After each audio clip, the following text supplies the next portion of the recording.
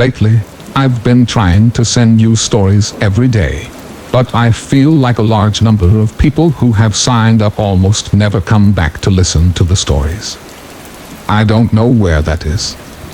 Make you unhappy? I hope to receive comments and suggestions from you, and if you find the video good, please give me a like to give me more motivation.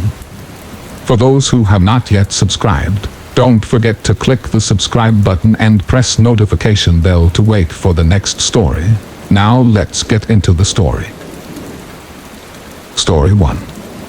I've been using them for a while now, and there is no chance that I would ever go back to the old, awful days of trying to remember everything. Click the link in the description, dashlane.com/scared, to get a free premium membership for 30 days. When entering the promo code SCARED, you will receive 10% off the premium membership. Put your trust in me. Get on this. It's dashlane.com/scared. Some background information. I am a male, 29 years old, living in the US in the New England area. I live with my folks, and our house isn't super secluded or anything, but we do have 2 acres of land surrounded by woods in our backyard, down a rather steep hill. This happened about 6 years ago now, and nothing like this has happened since. I was home alone for the weekend, as my folks had gone to visit my older brother out of state, and I was tasked with taking care of our animals, including chickens, ducks, geese, and our beloved canine companions. We have always had way too many dogs, and at this time we had 10 of them, so taking care of them was a job all on its own. My folks had left Thursday evening, and most of Friday passed without incident, until around 1230 Friday night. I was still awake in my bedroom, on the computer browsing around, when my pit bull, who we had affectionately named Butters, began to whine at my door, wanting to go for a walk. I didn't mind, as it was July, and the temperature outside was perfect for a nice midnight walk. I grabbed his leash, his collar, and my flashlight, and headed downstairs as he followed excitedly. We made our way outside and down the hill, across the field, and onto a trail that I used frequently for this purpose. The trail led through the woods, and into a clearing with a pond, and another trail that led even deeper into the woods. Butters still hadn't gone to the bathroom yet, so I continued down the other trail, at the same time letting go of the leash, as I knew that he liked to go off the trail a bit, to take care of business. Butters took off ahead of me a ways, but he always knew to stay within eyesight. Finally, he took care of business, and I had called him over to me, so that I could take hold of his leash again, and start heading back. When he stopped in his tracks, his ears perked up, and his tail went rigid. He began to growl and raise his hackles, while looking further down the dark and twisty path of the trail. I called him over again, worried that he was going to take off into the night, after a squirrel or something. But he completely ignored me. He was totally focused on something, further on down the trail. I began to approach him hoping to grab hold of his leash, but as I started towards him, he took off like a bolt of lightning down the trail, barking like a mad dog into the darkness ahead. I started running after him, hoping that he would stop, but he was too fast, and before I knew it, he was completely gone from sight. I could still hear him barking in the distance, but it was faint, and soon enough, I could no longer hear him either. I stopped running to catch my breath as I knew trying to catch up to him was a futile effort at this point. I started calling out to him while continuing to walk down the path, shining my flashlight into the woods, hoping to spot him nearby or something. I was starting to worry as he usually never acted like this.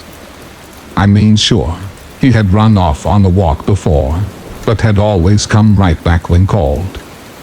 I was walking for long before I heard something coming from further on down the trail. I aimed my flashlight in the direction the sound was coming from. It sounded like something bounding down the path toward me, but I couldn't see anything.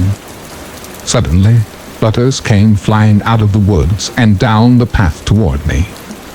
I thought he would stop at my feet so I could grab his leash, but he blasted right past me and almost knocked me over. I started to feel like something was wrong, as I couldn't imagine what had my 100-pound pit bull so spooked. I spun around after him, shouting at him to stop, but just like before, he was listening, and soon, he was out of sight again. Now, I was alone in the dark, without my buddy to protect me from whatever it was that had him running.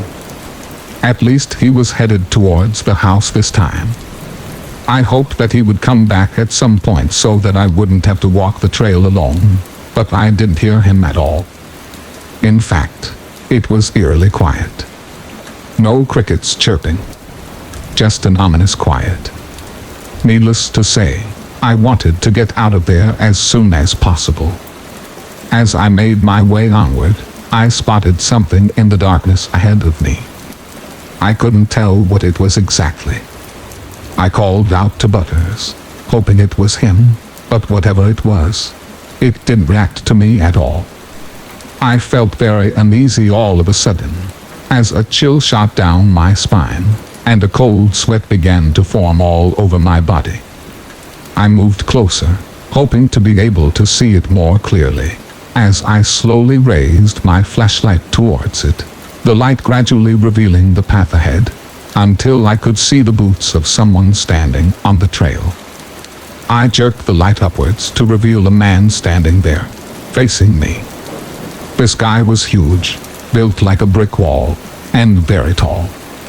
I'm 6'0", and this guy looked like he towered over me from where I was standing. He had long scraggly brown hair, and a long dirty brown beard with bits of leaves and dirt stuck inside it. His jacket was covered in dirt, and his jeans were ripped and heavily stained, with God only knows what. He was standing sort of half-cocked, swaying back and forth in place, like a drunk. This was private property, but even if it wasn't, it would still be very odd to see someone hanging out in the woods at night. It was very dark, and pretty much impossible to see, without a light of some kind. I felt nauseous as my stomach dropped suddenly.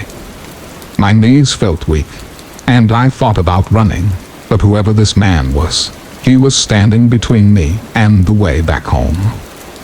I just kind of stood there, my flashlight still shining in his face. He didn't react at all, not even to shield his eyes from the light. It was as if he was in some sort of trance.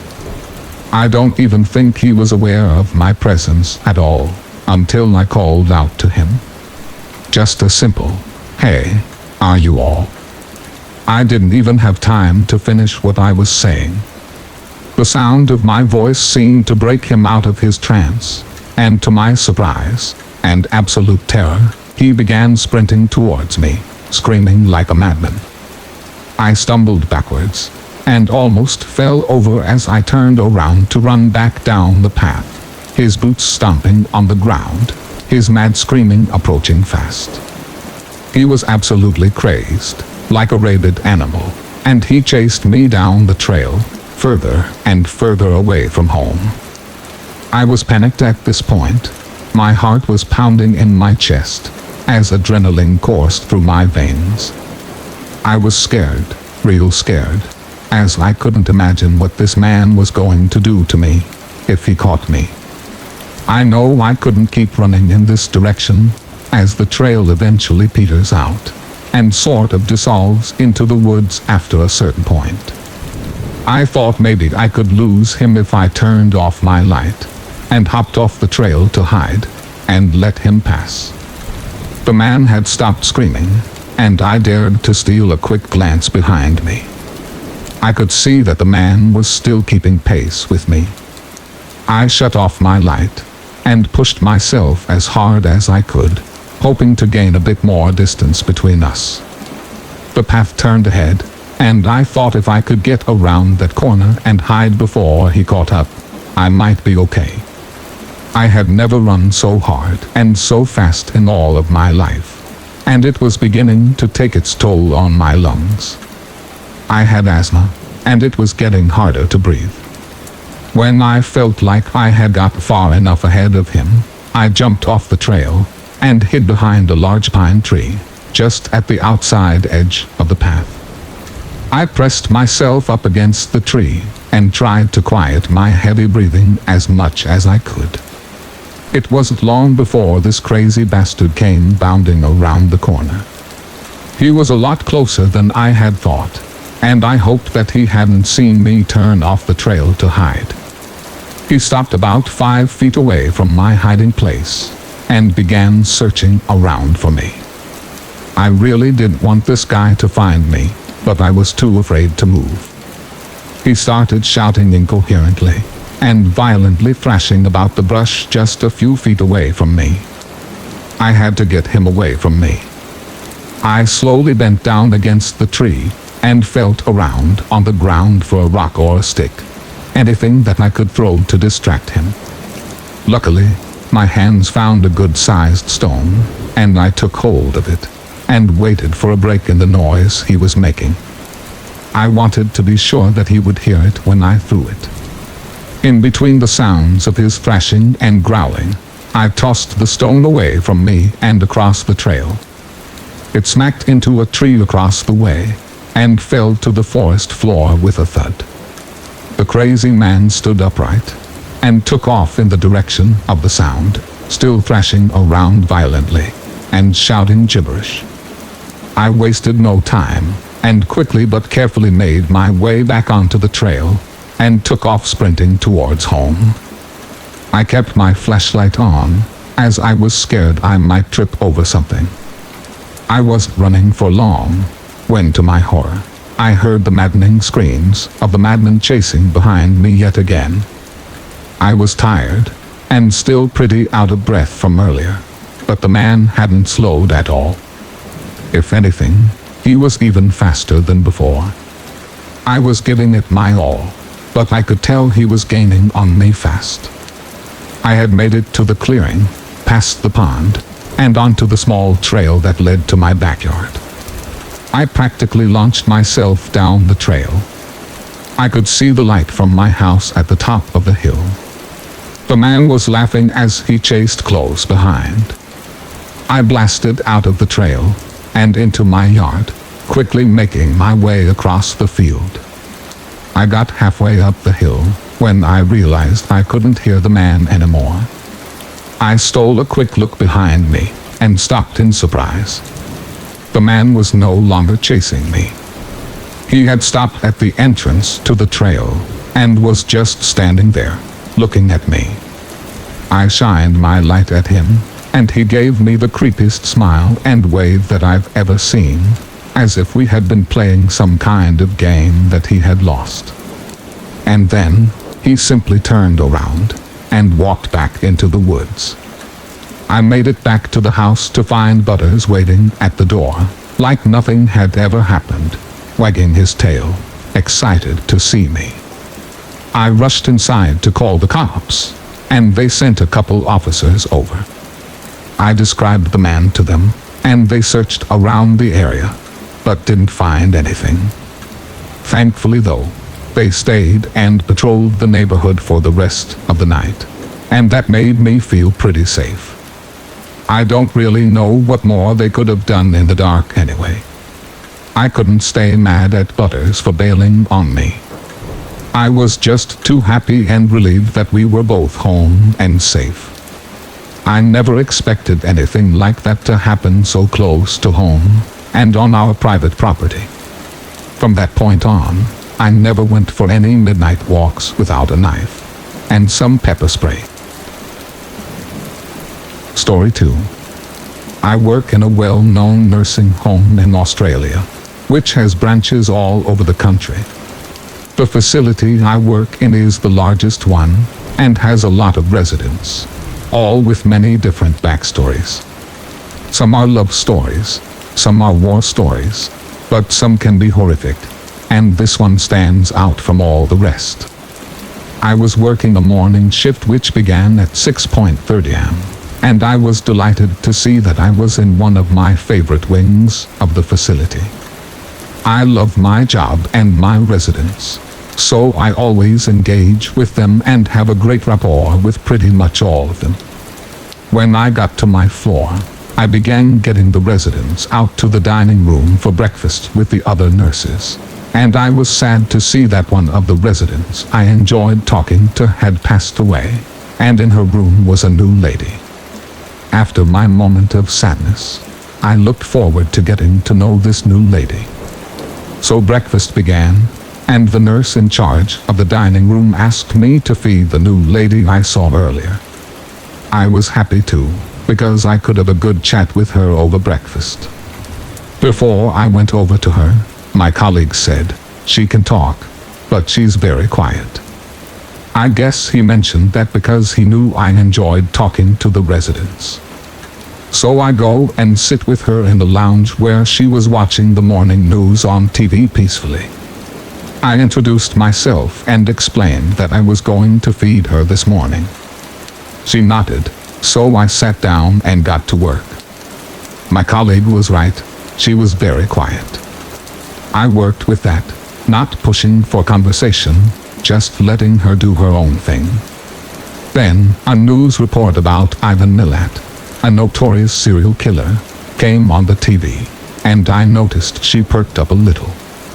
The news reporter went on to say how with the new development of technology, it would deter new or would-be serial killers, solve cold cases, and even catch serial killers that remained unidentified or on the loose. As soon as the reporter said this, the old lady beside me let out an excited, loud laugh and said, "Well, you bastards still haven't caught me." And she continued to laugh. I was taken back and startled. I continued to feed this woman, but for the rest of the report on Ivan Milat, she kept a manic and huge grin on her face that I will never forget. A little later, I had to do paperwork on this lady because she is new and needs to be monitored. I read through her file and my blood ran cold. She didn't have any disease that impaired her cognitive abilities. The only reason she was here was due to an aggressive cancer development, so she wasn't a crazy lady spouting nonsense. She was serious. Story 3.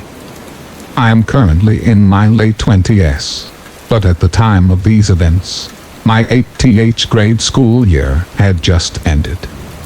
I was excited that I was going to be able to spend the entire summer with my two closest buddies and that we would be heading into 9th grade together. We didn't really do much other than just hang out, play PS2, play some basketball outside, and message girls from our class on Instant Messenger, which I hope most of you remember what that was. If not, then I guess I'm getting way too old. We would usually hang out at my house because my parents were always pretty cool with my friends being there, and the way my house was set up, we pretty much had a ton of privacy, which was awesome for teenage boys being idiots. My house at the time was located on a pretty quiet street, but my neighborhood was in close proximity to the more rough sections of my hometown. A close walk from my house was a corner store that sold really cheap soda, chips, and candy. This was obviously a frequent destination for me and my friends. About a week after 8th grade ended, my two buddies were spending the night like they always did. We thought it would be a cool idea to sneak out of the house after my parents went to sleep and walk to the corner store a few blocks away. Of course, not to do anything crazy, but just to have the thrill of being out late when we are not supposed to be. And being a foolish teenager, I had no awareness of the danger I was potentially putting myself and my friends in. Around 11 o'clock, my parents went to sleep, and that's when we decided to sneak out. At first, the thrill of being out was awesome, but the feeling would soon change when we got to the store. We went in there with about $20, and we planned on spending it on snacks. We all split up to grab certain things. I was in the back corner looking at the soda when I saw somebody lurking in the opposite corner. The only reason why this was concerning to me was because he was facing me and not facing the shelves or the products. I pretended I didn't notice him because who knows, maybe it was just a coincidence. As I looked at the Faygo sodas, I noticed in the reflection of the cooler that a shadowy figure was now moving closer and still facing me. I quickly grabbed a 2-liter and went and found my friends.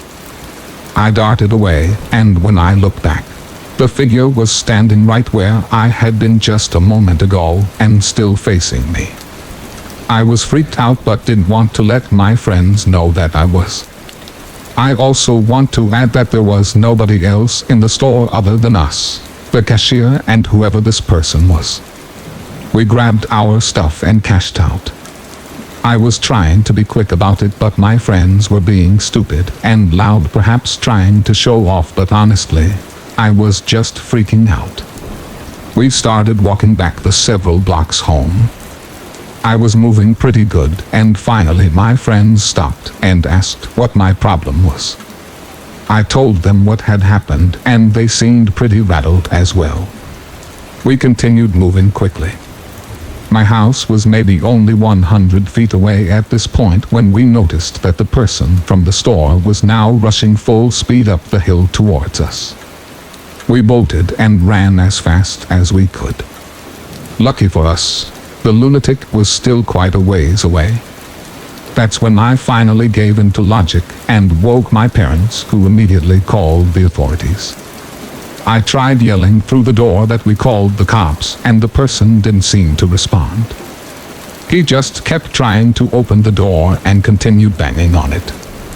After a minute or two, he took a decorative stone from our front yard and broke the window next to the front door. That is when I finally got a good look at the guy. He tried to climb into the window, and the broken glass knocked his hood off. He was completely expressionless. He had dirty blonde hair, was clean-shaven, and honestly looked like an average Joe. He was about halfway through the window when my dad came out with a bat and started swinging it at him. Before there was too much of a struggle, we saw the lights and heard sirens. The cops got out of the car screaming and pulled the man out of the window. It was the most intense thing that I have ever seen in my life. The man was obviously arrested.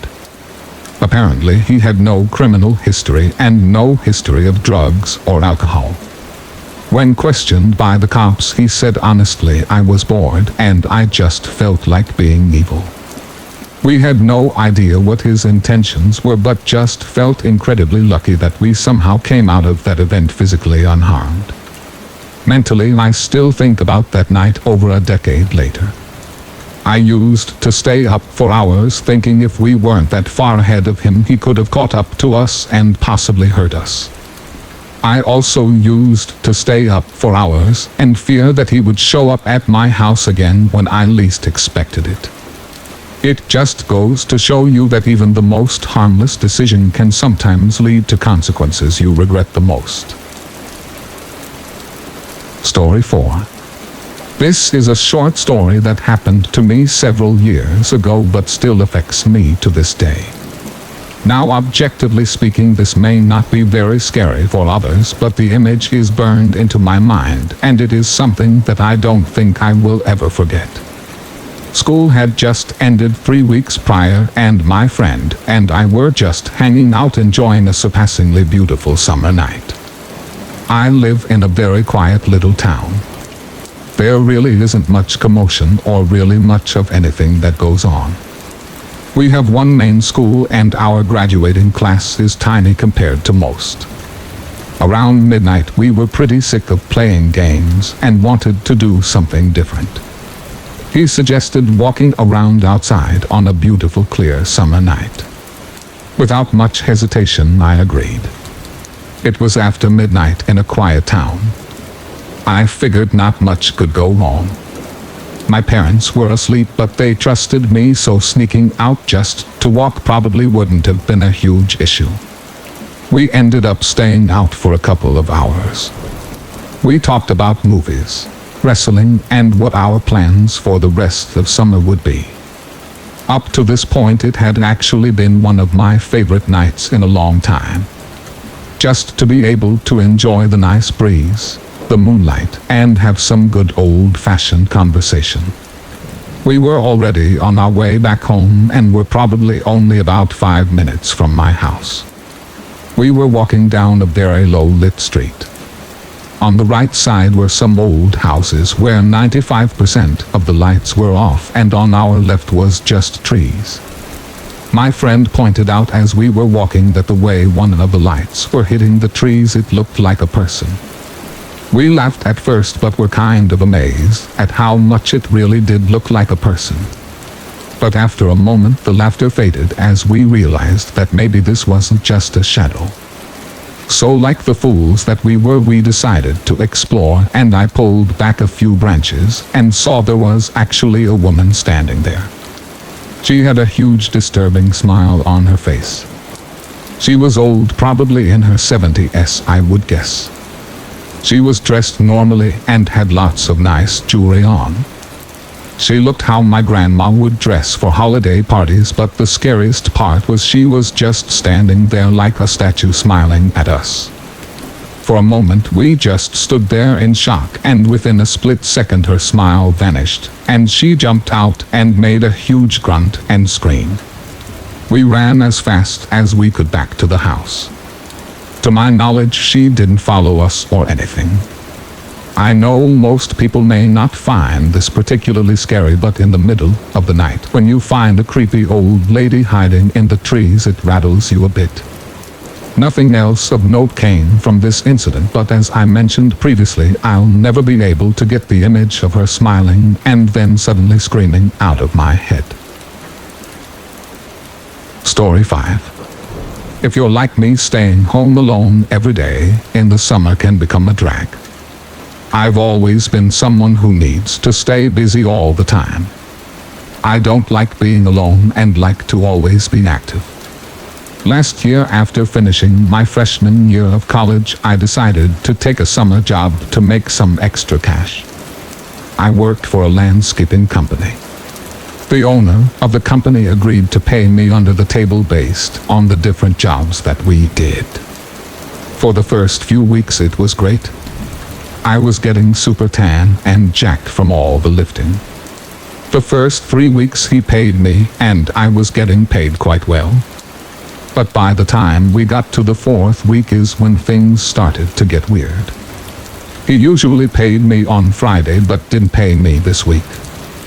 When I brought it up to him, he just smiled and said that he was going to start paying me every 2 weeks. I was kind of annoyed, but basically said whatever, because I figured that I would have a fat paycheck in another week. Fast forward to the next week. I don't get paid. Now I'm upset. I've been doing hard work for 2 weeks and not getting paid. I called my boss and asked what the deal was, and he claimed he just forgot and was sorry.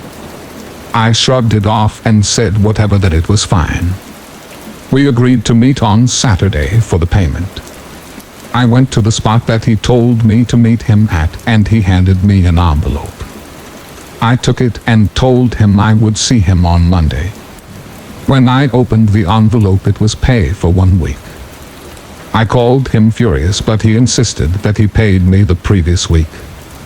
I flipped out and told him I didn't want to continue working, especially under the table, and that it was making me uncomfortable. A few days later, he called me and begged me to come back for a huge job that we had next week, and that he would pay me double. I agreed, thinking this would definitely be my last job and I could take the cash and move on. Monday comes and I meet him at this huge house surrounded by nothing but open field. We started laying mulch and setting up the front yard. Before I knew it, I was alone. I didn't see him anywhere. I started to worry because I had no idea where he went, and I got a little annoyed that I was doing all of this work by myself. After an hour or so, I finally see him emerge from the back of the house. He looked frustrated and almost a little nervous.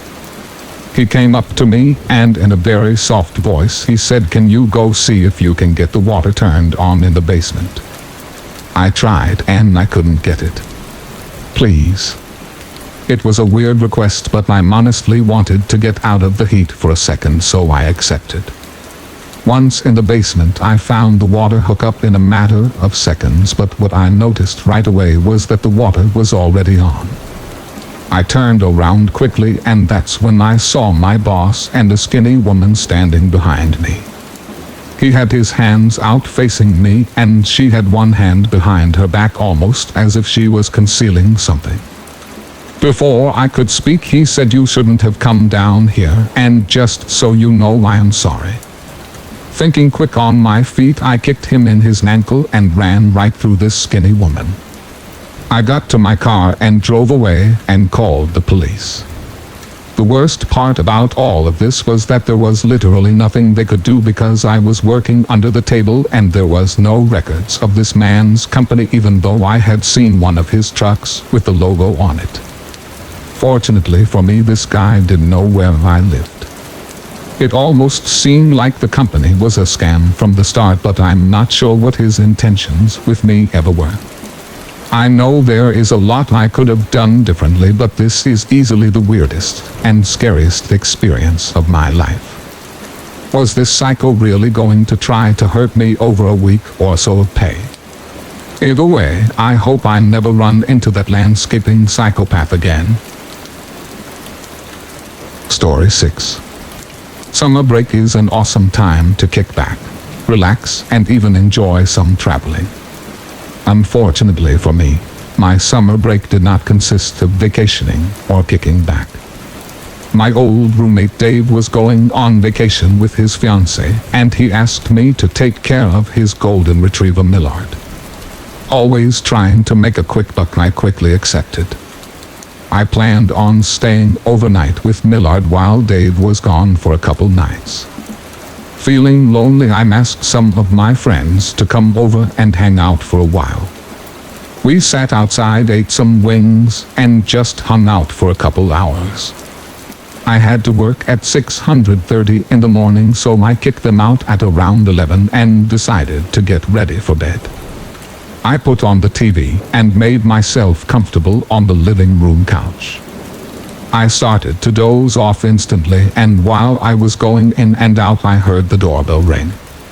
I kind of jolted awake and just sat still for a moment.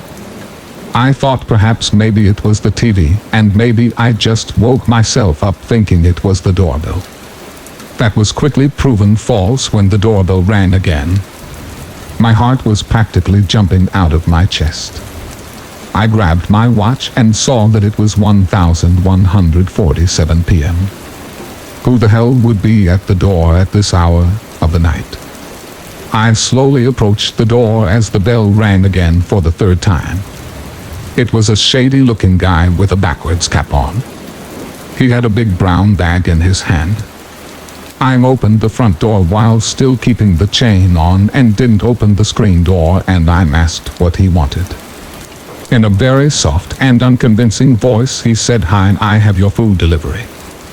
I immediately told him I didn't order any food. He proceeded to tell me my address and then followed with, "This is your address, right? I have your delivery." More annoyed than anything else, I told him once more that he had the wrong house and slammed the door in his face and then turned all the lights off. The house I was staying in was a split-level ranch, and for those of you who don't know what that is, it's kind of like having a 1.5-story house. The basement is usually a living room, and it's not completely underground. The windows are usually eye level. So I went to the basement part of the house and was looking out the front windows. I saw him outside sitting in his car with the car not on, still parked in the driveway. I was a little spooked, so I called my brother to tell him what happened. He told me not to worry and it was probably some kind of mistake. I agreed and went back to look out the window, and the car was still there in the driveway, but he wasn't inside of it anymore. I grabbed the dog and locked myself in Dave's bedroom.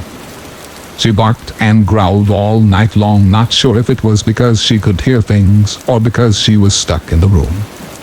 I hardly slept that night, and when it was time for me to leave for work, I got ready in the bedroom and ran out of the house as fast as I could. I had a brief moment of relief when I noticed the car wasn't in the driveway, but that soon changed when I turned the corner and the car was parked on the side of the road. I went to work terrified. I blasted my friends that day asking if it was some kind of practical joke, and they all assured me and promised me that it wasn't them. I came back to feed Millard after work with one friend, and we noticed footprints all around the house and scratches on the siding of the house where one of the back windows were. It looked like somebody had actually tried to break in and were unsuccessful.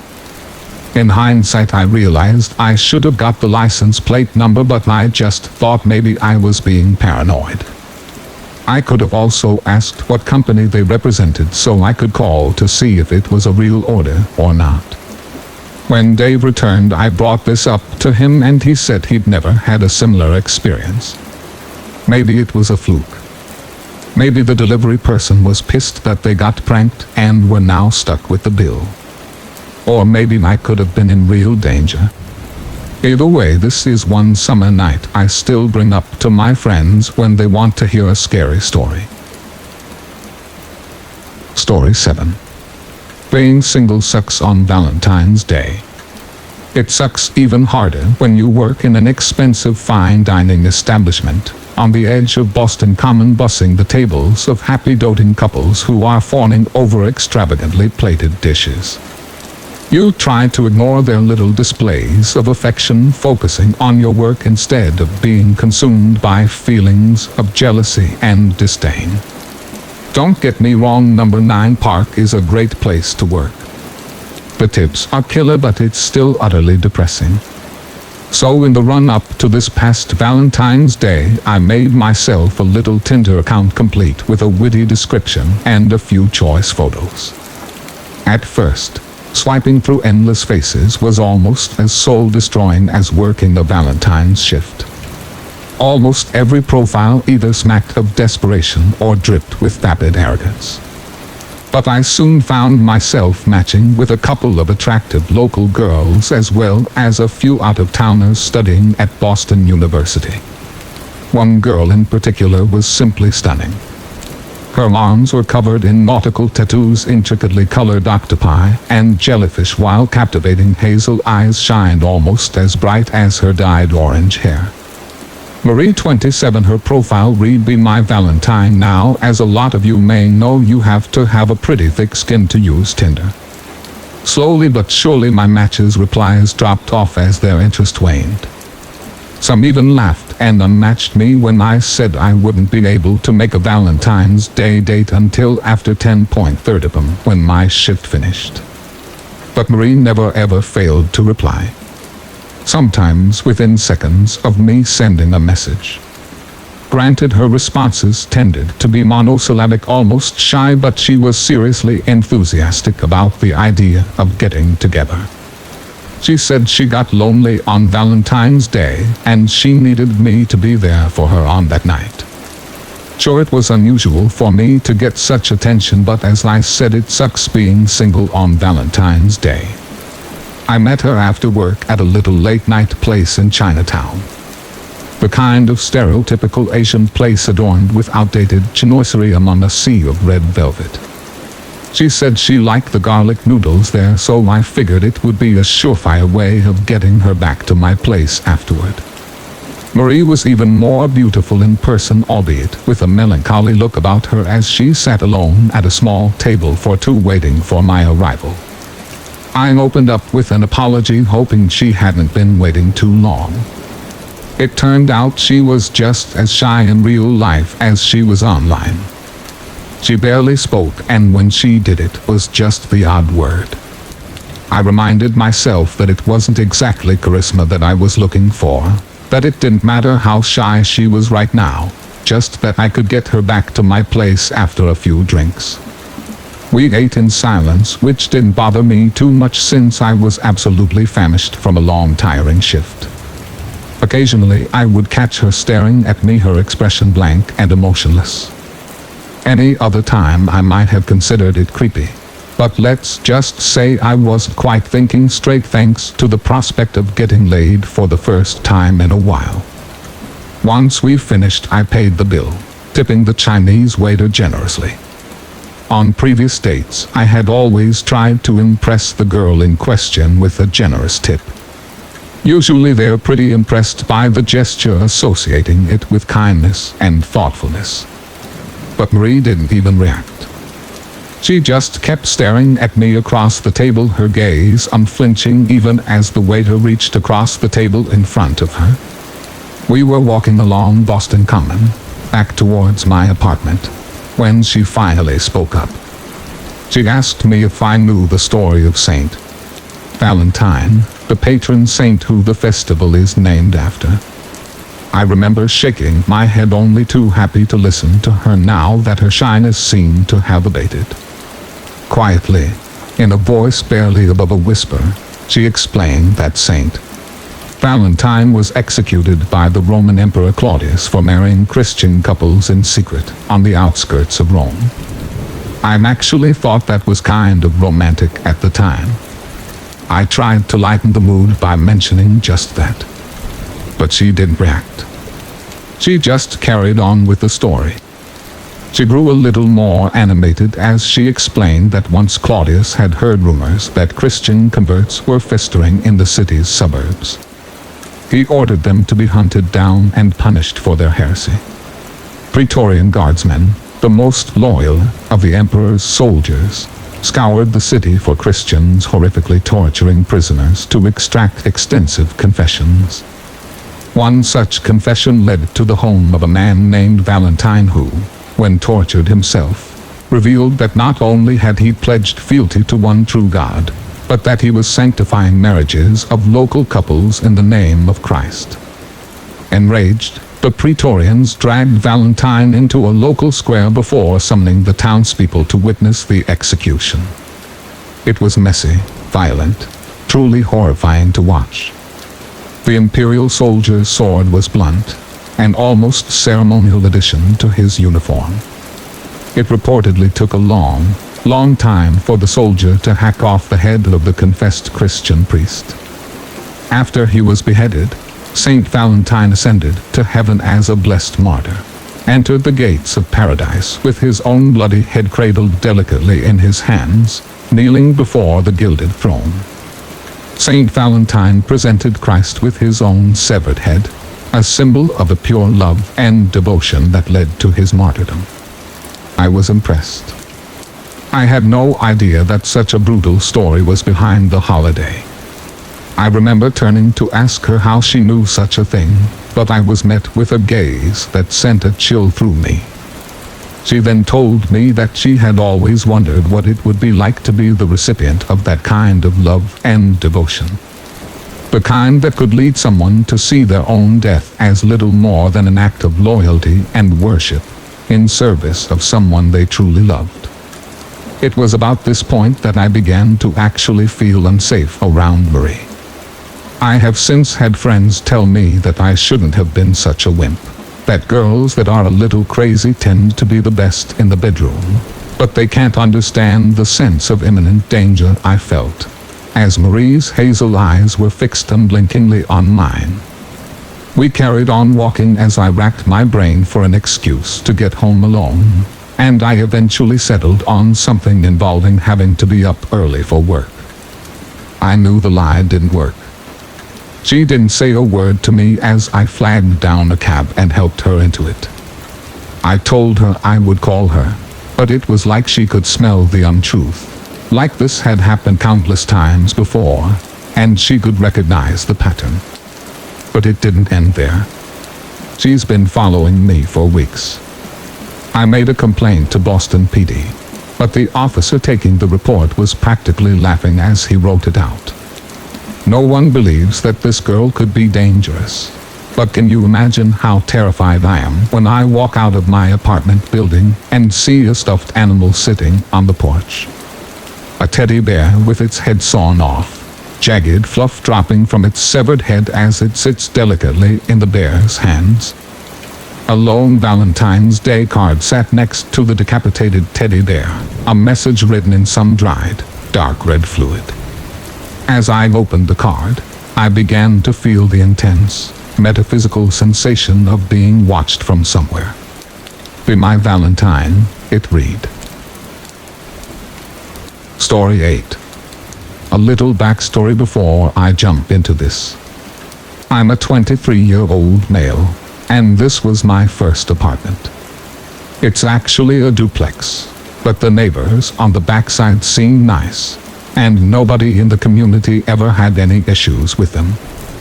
I moved in with my best friend over a year ago, and everything seemed great. I've spent many nights here with him before I moved in, and I never had a problem. The neighbors seem nice, and the neighborhood as a whole isn't too bad. We have your standard crackheads that stroll up and down the road, but nothing too bad. Before I moved in, I made sure I introduced myself to the neighbors, and asked them if they ever had any problems, to which they all assured me they have not. My roommate is a Marine, and he deployed to Afghanistan shortly after I moved in. The first month of me living here by myself was great. It was quiet and calm, and that was something I never really had at my parents' house. I have 5 siblings that were always over there with their families, so it was always loud. Needless to say, I was enjoying myself and my new independence. After the first month of my roommate being gone, I noticed that my neighbors in the backside of the duplex, we'll call them Joe and Susan, started to get into arguments a lot. They were usually over within a couple of minutes, so I never really paid any attention to it. Over time, a couple of minutes turned into an hour, and then 2 hours, and then all night long. The yelling got louder, and I could hear things being thrown around and broken all the time. It sounded like they were constantly moving furniture and smashing glass. I was annoyed by this, and debated on calling the police, but I decided against it because I doubted anything would be done about it. My sleep schedule started to get worse over time, and I would constantly wake up covered in sweat, and paranoid that someone was watching me. I usually have 1 to 2 sleep paralysis episodes a week, so I just attributed it to that, and thought that it was just getting worse. 6 months into my roommate's deployment, Susan started to kick Joe out almost every week. He would pack his things, and get into his car, and drive away screaming at her the whole time. Susan worked most nights, and when she would leave for work, I would oftentimes hear him come back, and slam more things around and leave, before she got home. Sometimes though, Joe would come back and move furniture, or what sounded like that at least, and I would never hear him leave. Susan would come home, and I wouldn't hear any fighting, or any more noise. It was off and on like this for several months, before the first major incident happened. It was 3 a.m., and I snapped out of sleep in a cold sweat. I could hear screaming, and glass breaking from Joe and Susan's side of the duplex. They were at it again. I peered through my blinds in my bedroom just in time to see Joe throw a TV through their side door. I quickly called 911 and my landlord to explain the situation. Both the cops and the landlord showed up at around the same time. My landlord, Ken, asked me what happened. So I gave him the past 5 months' history of their fights, and the noises I've been dealing with. The cops arrested Joe, and Ken told Susan that if Joe came back, he would evict them both. I'm sure you can guess that Joe didn't move out. He bonded out the next day, and immediately came back and pounded on my front door. I opened it to see what he wanted, and when I opened the door, I could see that he had a large kitchen knife in his hand. I anticipated this, and he wasn't expecting me to be pointing my AR-15 directly at his heart. Joe, did you need something? Did you put me in jail? No. The police put you in jail. All I did was call them. You better watch yourself, kid. You have to sleep sometime. At this point, I closed the door and called my landlord, Ken. I explained to him what happened, and he showed up with the police 5 minutes later. I never heard Joe start his car and leave, but when the police searched his side of the house, they couldn't find him. They stationed an officer outside of the duplex for a week, but he never showed back up. Everything was quiet for the next few months, with the exception of the constant noise of what I thought was furniture moving around. I didn't see him or hear him arguing, and I thought my life was going to get back to normal. The only thing wrong now was me constantly waking up covered in sweat, and my sleep paralysis. Let me explain what it's like to those of you who have never had sleep paralysis. You wake up, and you cannot move a muscle. Your mind is awake, but your body isn't. It's common to hallucinate crazy things, almost as if you're dreaming. So when I would wake up every night, unable to move, covered in sweat, and seeing the same dark figure standing at the foot of my bed, I just assumed it was sleep paralysis, and that it wasn't real. I assumed that until the day my roommate got back. It was around 2 a.m. when my roommate heard the same furniture-moving noises I had described to him. Having just gotten back from an active combat zone, he wasn't taking any chances. He grabbed his service weapon and sidearm, and proceeded to clear the house. Every room was cleared, except my room. My bedroom door doesn't have a lock on it, so he opened the door and turned on the light. And that's when the gunshot woke me up. When I came to my senses, my roommate was standing over Joe, screaming at him to stay on the ground, and he was telling me to call the police. I didn't understand the full gravity of the situation until after Joe was placed in an ambulance, and the police sat me and my roommate down to figure out what happened. Apparently, my roommate was sitting on the couch in the living room when he heard movement coming from the ceiling. Assuming it was an animal, he didn't really pay attention to it. That was until he heard something hit the ground in one of the back rooms. After he opened my bedroom door, he saw Joe standing over my bed with a knife. The same knife he pulled on me earlier in the year. My roommate didn't hesitate, and placed a shot in Joe's right shoulder. I was not aware that there was a crawl space to the attic in my closet.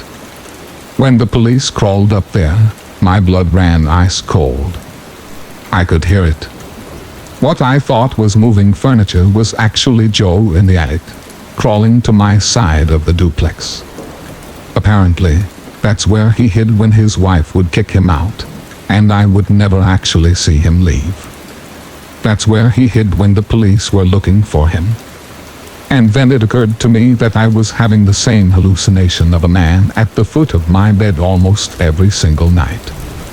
He was watching me while I slept, and could have taken my life whenever he wanted. The case is still active. I've changed names, and left out a lot of details so I don't compromise the case. But since he's been in custody, I have yet to have that hallucination of a man standing at the edge of my bed. Story 9. I'm not going to lie. I had a great childhood. I had loving parents. I still do. I got along with my sister. All of my family took care of me and brought me up the best way they could. Most of them were university teachers and researchers, so I also had a pretty big bank of knowledge at my disposal. We never had too much money, since my country was going through a pretty bad economic crisis during my younger years. But it was enough to get us a nice little house next to my grandparents, my old man's mom and dad. We were always extremely close. I loved knitting and taking care of the garden with my grandma and watched football matches and carpentering with my grandpa. My school days went pretty smoothly. I didn't have the best grades, but they were good enough. So at 18, when I finally finished high school and managed to get into a good college, my grandparents decided that they were going to give me a pretty amazing gift. I was going to spend a month with them traveling through Spain. For the most part, I had a good time, as expected. The trip bonded us even further, and I loved every minute of our time seeing beautiful art and architecture, but none of that mattered compared to what happened in a single fateful night. I have denied and shrugged off the memories for an unbearably long time, but something made me remember. And nothing will ever be the same again. I probably will never ever again forget what I went through.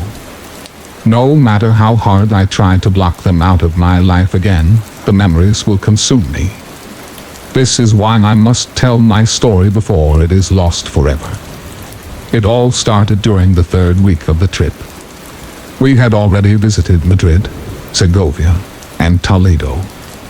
Next up was Granada, home of La Alhambra, the most lavish of the Arab palaces in the Iberian Peninsula.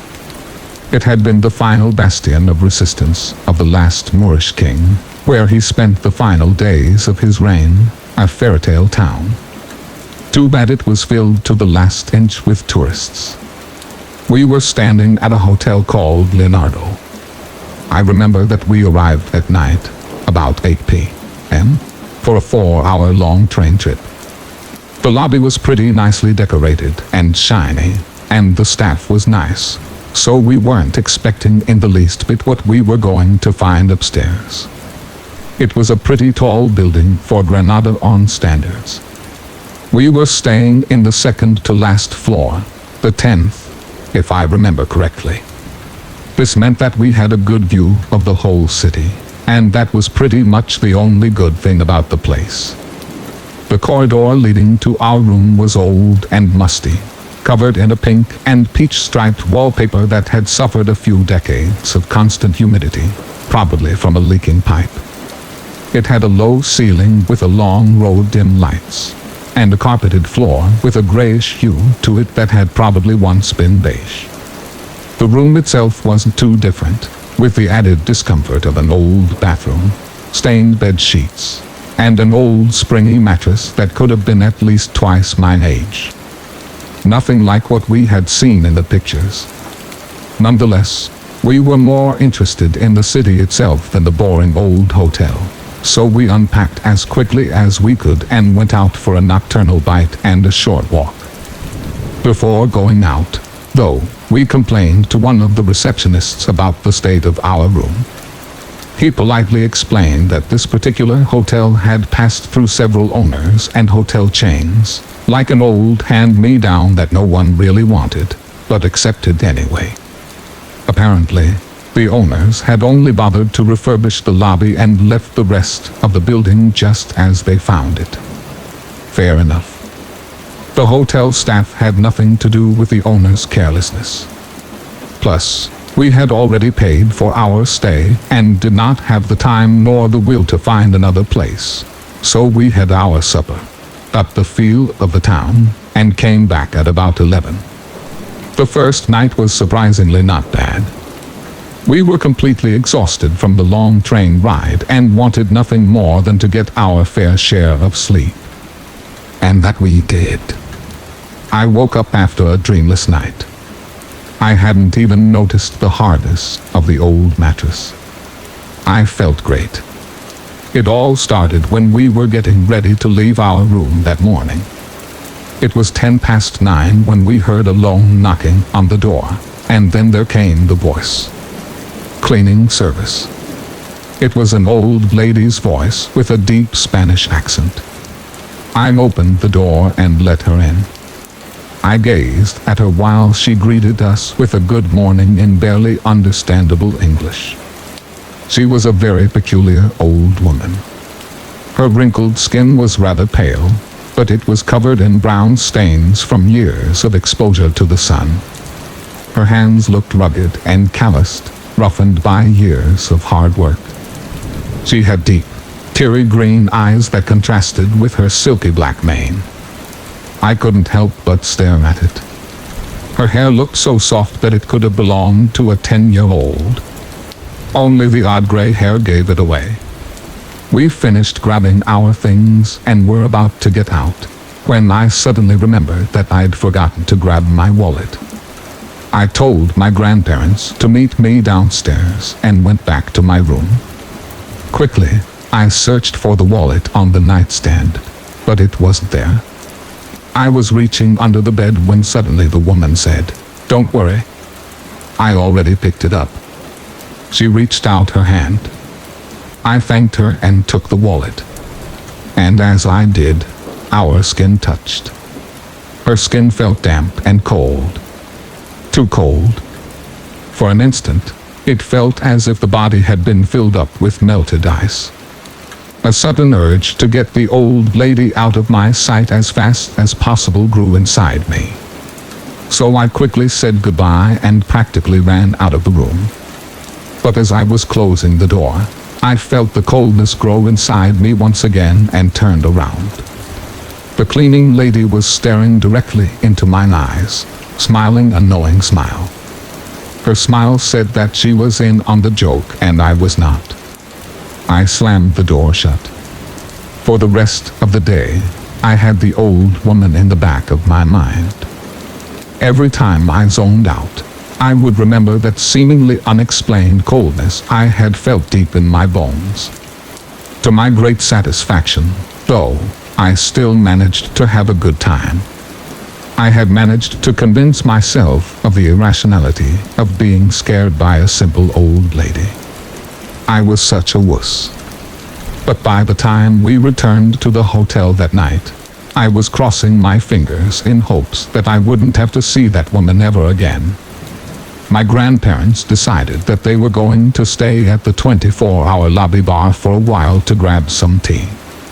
But I decided to go straight to our room. I was ready to sleep tight and get ready for one more final tourist's day of non-stop walking in Granada. It wasn't to be. Before getting in bed, I got the sudden urge to have a hot shower. It had been a long day and I deserved it.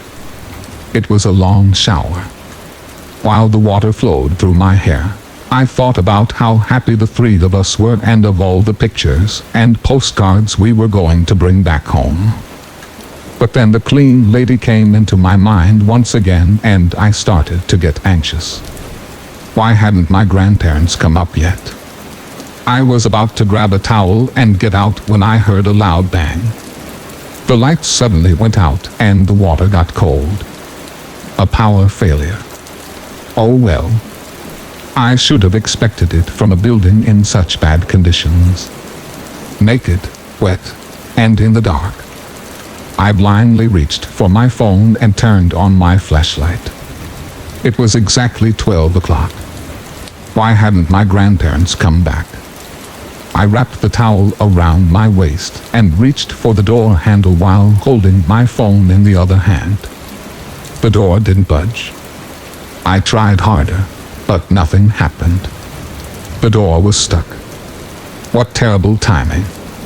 Suddenly, I heard footsteps. Great. My grandparents had come. Grandma. Grandpa. Are you there? I called out. No answer. I called out again. Still no reply. I started to get anxious. If it was my grandparents, Then who the hell was in our room? And what reason would they have to not reply to my calls? The footsteps continued. I tried the handle again and was about to try to slam my body against the door, but luckily thought twice before doing it. If the person that had come in my room didn't want me to open the door, was it a good idea to confront him? After all, if he was armed, the encounter could get me badly hurt or worse. So I locked the bathroom door on my side as a safety measure and decided to call 911. But then I remembered that I didn't have any service. I hadn't bothered to buy a phone chip for the trip, so I tried the internet. But of course, it had gone out along with the electricity. I was getting desperate. The footsteps continued outside the room for a few seconds, and suddenly, I froze. The footsteps were nearing the bathroom door. This was getting out of hand. And then I heard it. The knocking. Only one thought filled my mind. The cleaning lady. Everything hit me all at once. I felt her outside my door. It was the same agonizingly cold, wet feeling from that morning, but way worse. It was the same feeling you get when that freezing early winter rain hits you hard on the face, but deep inside your bones. And there was dread too. Bucket loads of dread filling my heart. What could she possibly want from me? Was that thing outside the bathroom door even a she? It was too much. And so, I froze. My knees turned to rubber, and I collapsed into the corner. Unthinking and unmoving, I was knocked out of my state of trance by a sudden bang. The woman, or should I say, creature, that stood outside the bathroom had grown tired of knocking. It banged on the door, harder and louder this time. The door wasn't holding much longer. At this point, the adrenaline had kicked in. I placed my phone on the counter, grabbed the toilet ceramic lid, and got ready to hit whatever monster came through the door. Suddenly, the door opened violently. What was standing right in front of me did not look like a monster. There was no mistaking what I managed to see from the dim glow coming from my phone's flashlight. It was the cleaning lady, all right. But she looked nothing like what I had seen that morning. Her perfectly black hair had grown longer. It was so long that it spread around the floor like spilled water. She stood naked and still right at the door, looking straight at me, unblinking. What I saw when I looked at her eyes made me grow still, letting the adrenaline fade away and the coldness and dread take me once again. They were not the deep green shade from earlier that day anymore. In fact, they weren't any color at all. They were white, completely white. A pair of colorless, lifeless balls. Then she started walking towards me in a perfect line, as if she were being guided by a vector. I dropped my weapon. It was the least human walk I'd ever witnessed. It was as if a creature, some unknown, dark being had put on a suit and was trying and failing to look like a member of our species. The beast in the old woman's body walked in the same otherworldly fashion until it got right next to me and opened its mouth, revealing a set of perfectly white teeth. I was completely paralyzed. It opened its mouth so wide that its jaw started to crunch and its skin to tear. A gray liquid started to pour from its throat. In that moment, I realized what it was about to do. I felt it in my gut. It was going to take a bite. It was going to feed. Yet I couldn't move. The coldness just wouldn't let me. Then there was another feeling. Acceptance. A body had given up. Given up to the creature. I was to be a part of it. A new skin for its collection, just like the one it was wearing right now. Out of nowhere, I heard a second bang from somewhere in the building, and the light filled my eyes. The power was back. I blinked for the first time in what felt like a million years. And when I opened my eyes, there was nothing in front of me. It was gone. I closed my eyes for one last time that night. The next time I opened them, I was no longer in the bathroom corner. I was laying in my bed the next morning. It was as if absolutely nothing had happened. Had it all been a terrifyingly real nightmare? That is what my body led me to believe. As a coping mechanism, my brain made me forget. It made me think of the events of that night as mere products of my imagination. And it worked.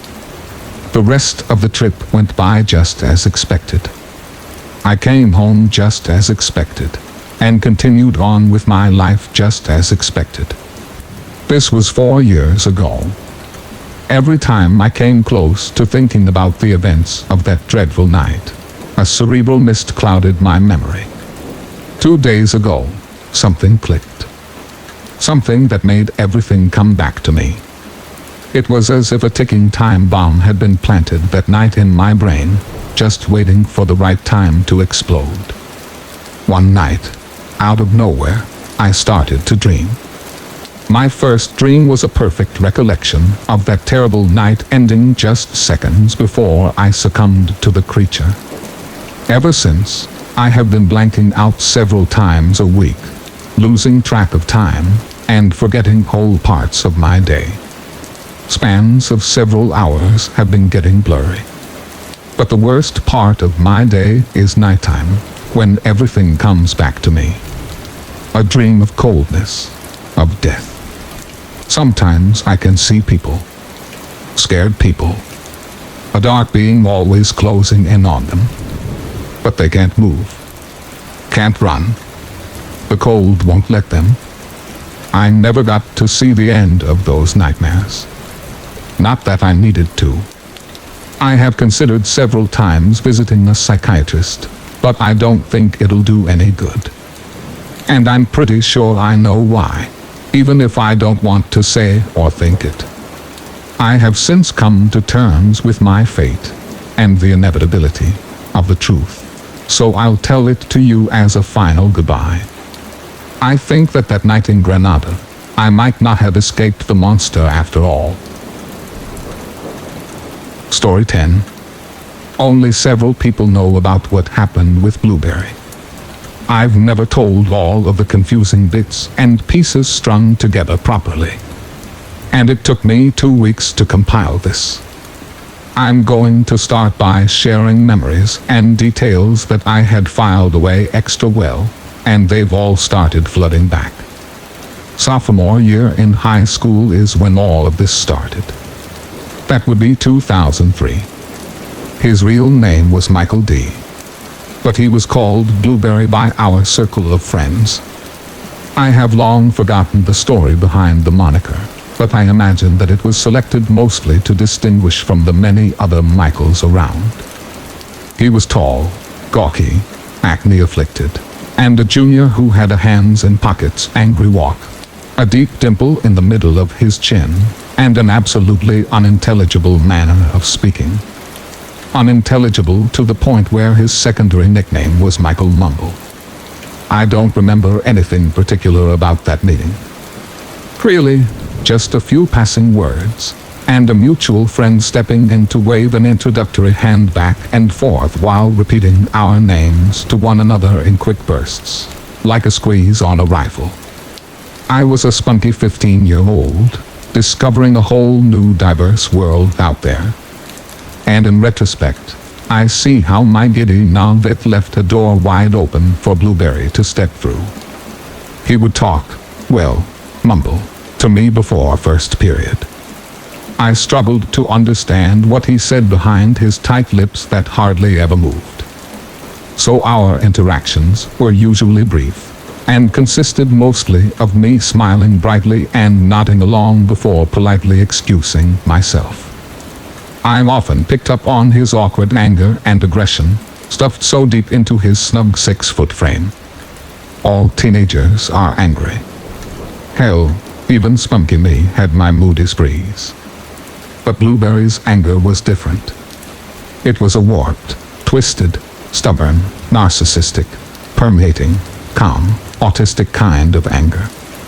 I remember thinking to myself that it just burnt the air around him. So being 15, I had no calm. So I took my lunches at a Subway that sat 2 blocks away from the school. Sometimes I went with friends, but more often I went by myself. I liked the quiet and the chance to regroup from school's chaos. He appeared one day, mumbling away across from me in a booth while I pasted on a slightly puzzled smile, lips tight over my mouth full of food, wondering what on earth he was saying. And then the letters came. My best friend Christy and I wrote tons of notes during our class periods to fold up into neat squares and swap with each other in the halls. This is how we plotted and schemed before the advent of text messaging. We had designated hallways where we would hand off our paper squares, and one of these hallways was where I would also see Blueberry. One day I just had slyly palmed Christie's note into my hand when I suddenly felt a tap on my shoulder and paper slid into my other hand. It was Blueberry staring fixedly at me with a slight smile, with a surprised chuckle and a nod of acknowledgement. I tucked Blueberry's note into my purse along with Christie's. I soon found out not only was he Michael Mumble, he was also Michael Muddled. While his handwriting was neat and printed and I was far from illiterate, I could not make heads or tails of his train of thought. He wrote as he spoke, in a mashed, inverted manner, wherein the subject matter was vague at best. All I could make out of the letters he gave me from that day on was that I was part of the subject matter. Something about my considerations or me not seeing filling up the paper margins were badly drawn on frogs, babbling about druids and more frogs. I got these letters often, usually daily. I probably wrote a short note on the back to him once, maybe twice at most. But they came steadily as ever. As spring wound down, I began to get more and more uneasy around him. To the group, Blueberry was just Blueberry. A slight oddball in any case, who was usually in the background. And I began to avoid him. But he seemed blind to that. In retrospect, at the age of 25, I can safely say that people pick up on when you are avoiding them. But not Blueberry. Their lunchtime interceptions and notes continued, when he could manage it. And then came the gifts. I was a writer back then. I always had notebooks that I constantly filled up with any scribblings that came into my head. I wrote in the cheap, smaller-sized spirals that you can pick up at any drugstore. I knew better than to buy nice, fancy ones. They'd last me a week at best. But it was a fancy, heavy-bound journal that Blueberry gave me one day in the hallway after school. I didn't know what to say. It was an odd gift from someone who I barely knew. There was something tainted about the journal. It was beautiful. A plush notebook, etched with the design of an ancient map of China. And I swear the covers were of suede. It was expensive, enchanting, and it gave me the chills. The first 10 pages consisted of yet another letter he had penned to me. The first several paragraphs talked of how I was the only one who understood him, and that he loved me. I stopped at that point. I could never bring myself to write in or throw it away. Instead, I tucked it in a keepsake box that slept underneath my bed, along with all the other notes and trinkets. I told myself I was giving off the wrong signals. I told myself I was being silly and overreacting to someone who was perfectly nice. Christy told me, "You're lucky that someone buys you something so nice, without even trying to sleep with you." Friends told me, Blueberry's just a goof, but he's all right. I was grateful when the summer rolled around. And then came junior year. When school started back up, I had a boyfriend named Adam. Brightly dyed red hair and a red car. So Blueberry inevitably faded into the background, whether he liked it or not. He had no driver's license, nor a wish to get one, strange for being 18, as he was then. He opted for the alternative of a bicycle and walked everywhere. Looking back, I realized that this made it harder for him to intercept me at lunch, when I zipped off to meet my older boyfriend at home for the hour-long break. The only times I would see Blueberry was when I was pulling out of the parking lot, and I would see him doing his brisk, frustration-fueled strides in whatever direction. His eyes were always either angrily fixed at a point in the distance, and his chin in a slight line of frustration, or seemed to be searching the sea of high school students flooding the parking lot for who I think was me. Every now and then, he would spy in my cherry red Volvo station wagon, which was embarrassingly hard to miss, and he would stare. For the most part, humans can get a decent read on others. This was the case with Blueberry. I could make neither heads or tails of him and his behavior around me. And eventually, my teenaged hormones finally said, screw it, by which I mean I made no more efforts. I decided that the best way to fix the situation was to not give a shit. If he talked to me, I would respond with short sentences, then bluntly turn and walk away. I didn't avoid him, neither did I approach him, or wave at him in the hallways like I had the year before. He was just another guy in the background. Let me add that in the meantime, the letters never stopped, and the gifts came almost like clockwork. A journal left on my car, with the first 4 pages scribbled with words that I never bothered to read. A bouquet of daisies or roses, given to me in the hallway, that I promptly gave to a lonely-looking freshman as I turned the next corner. A book of fairy tales, by Hans Christian Andersen to be exact, on my birthday. Also, with an inscription inside. The journals, books, and letters were hardly ever actually read, nor used, and all found a new home in that keepsake box underneath my bed. I could never explain why I felt compelled to tuck them into the keepsake box. But I just did. At times I would feel guilty, and I would look for anything that I was doing to lead to this insane boy. What on earth compelled him in order to buy things for a girl that just didn't care? But in the end, my teenage psyche always lost interest, and went back to scheming over how I was going to work around curfew and catch that wicked show happening at the local music venue on a school night. My junior year of high school wound down much like this. When school let out for summer, I was just happy to be able to be with friends, and not worry about Blueberry, as he was a senior, and had been in his last year of school with us. I came home one afternoon, and sauntered into the kitchen to grab a snack. My father had come home from work, barely beating me by 5 minutes, as I could tell by how he had already taken off his jacket and suitcase, and had brought in the mail. This was part of his workday routine.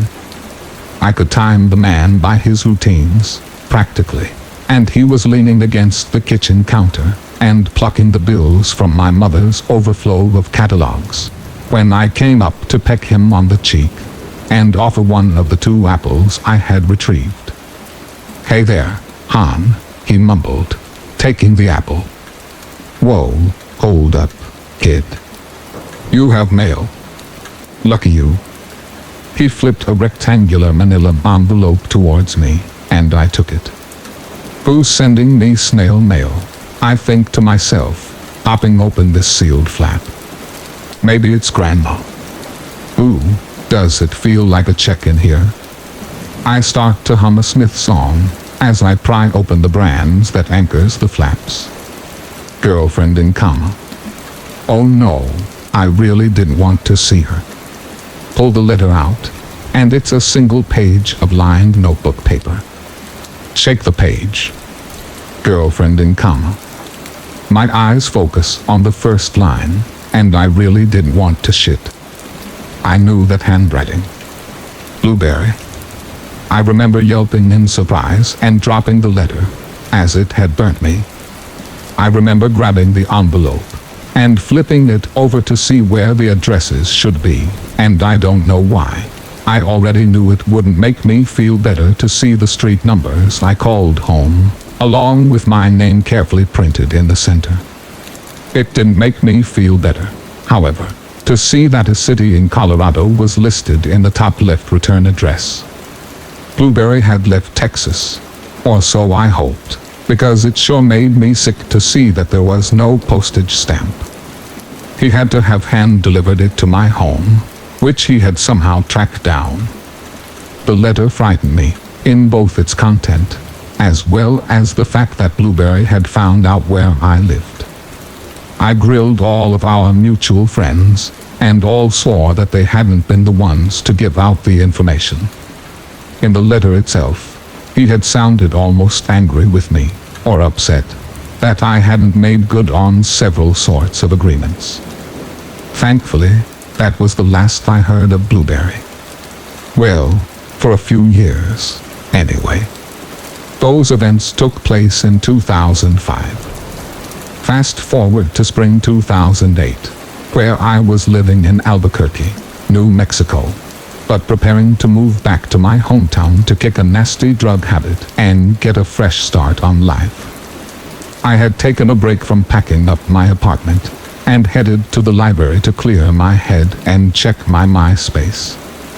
All hail 2008. There was a friend request waiting for me. Yup. The clipped reappearance that the protagonist soon rules. It was Blueberry. Still to this day, I have no idea what possessed to accept the request. But I did. God damn it, I accepted. And immediately, I got a message from him. It was quite civilized, actually. He asked how I was doing, and even offered an apology for his behavior in high school. I was pleasantly surprised, and appreciated the gesture, and sent him a response saying so, along with a brief synopsis of my plans on moving back home, only after ensuring that he was still in Colorado, as his profile said. By the time I clicked send, my allotted time on the computer was up. So I logged out, and headed back to my place to prepare for the move home the next day. 3 days, and 1 state later, I was back at home, and finally feeling human, as the bumps and bruises of the move subsided. It had been a very busy few days, and I gladly plopped down in front of my father's laptop to check my emails and social media. I logged into my MySpace, and began to work through the stacks of accumulated messages that opened the reply from Blueberry. It had been sent almost instantly after I had sent mine several days ago. Well, that's a coincidence. Blueberry was moving back to our hometown as well. Godspeed to him in all endeavors, was all I thought of it. I didn't think I would be running into him often, as our old group of friends had long since disbanded to get married, move away, or to get locked up. I had just picked up a job waiting tables at the 24/7 diner chain, Denny's, and enrolled in a summer college course. Life went on, but not for that long. I had just started the swing shift at work, and I was at the counter, filling up salt and pepper shakers, and setting up on the floor before the dinner rush hit, when he walked in. I knew who he was, while he was still in my peripheral. He slid into the swivel chair and mumbled what I can only imagine was a hello. Then he put his right hand on mine, which was wrapped around the salt tumbler that I had been refilling. Terror and confusion paint my insides. Another spike in blood pressure as he squeezes down hard, if only for a second, before releasing his grip, and he starts to mumble. I should have told him to piss off that day. I should have listened to my gut, which was screaming profanities at my rationalizing everything away brain. I knew that he moved from Colorado back down to our hometown because I was there. I knew that he had taken my reply on MySpace as a sign of declaring mine undying love to him in his twisted mind. I knew, deep down, that he was the same scary dick that found out where I lived in high school. But a part of me had truly thought that he had matured past the point, and that all was wishful thinking. Instead, I smiled politely, nodded, and excused myself to do anything but be around him. I ended up going to the bathroom and dry healing. Anxiety. It's a bitch. I was stuck. I was the only waitress on the floor until 7, which was a good 3 hours away, and I had a credit card payment due in 3 days. I couldn't leave the floor. I remember talking to myself like a crazy person. He had only said one word. I was being ridiculous. Nobody is twisted enough to do that over a girl that's barely spoken to him or returned any affections. Ludicrous. And who knew what he actually said back there, or what he meant by touching my hand? He could just be surprised to see me. So who's the crazy person here? Me? Then why did he look at me as if he were gloating? As if he was hungry? Dry heave to the porcelain gods again, and then I dart off to the floor. I stay busy, staying away from the counter, and staying away from Blueberry. Unbeknownst to me, while I went about avoiding him, Blueberry applied for a position as a dishwasher, which is always open in diners, and was hired on the spot. I found out the next day as I clocked in and saw him carefully studying the employee's schedule. I should have said something then, but I didn't. I was afraid. I didn't have time to think either. I managed to somehow change clothes, tie my apron, dry heave yet again from anxiety, several times before my shaking legs found their way onto the floor. Like I said before, so much of it is a blur. I don't remember specific incidences happening up towards the end. I remember Friday night bar rush, when he yelled at a 65-year-old man, a regular of mine, and the reason he yelled was because he thought he was looking at me with perverted eyes. I remember how many times he tried to stop me, while I was neck-deep in the weeds with drunk and hungry customers, catching my mom ruffled each time, and make me stop and look at him. The last time he grabbed me so hard, a bruise bloomed in place of his fingers next morning. I remember the look of pure hatred and frustration that he gave every one of my male customers. And I remember how he said he would slit them from ear to ear if they ever touched me. I remember when my shift ended, and I held all of it in until I made it into the walk-in freezer. I had just let out a half sound when the freezer door had swung open and Blueberry had made himself in front of me. I remember the metallic taste of fear as I looked up at him. What next? He was looking forward to the talk we would have after work, he said. Oh, the talk about us. Oh, God, no. I remember wanting to scrub my forehead with lime from where he bent down and kissed me before exiting the walk-in. He made me sick being so close to me. Dirty. I remember the desperate need to leave.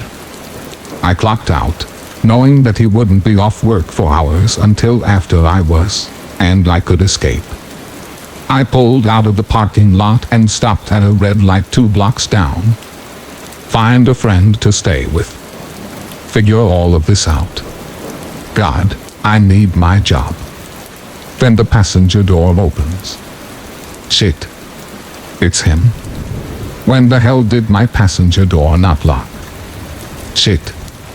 Did he? He prompted my luck. Shit. He's in my car, and I am numb. He acts like this is a normal thing for us to do, and my logic freezes.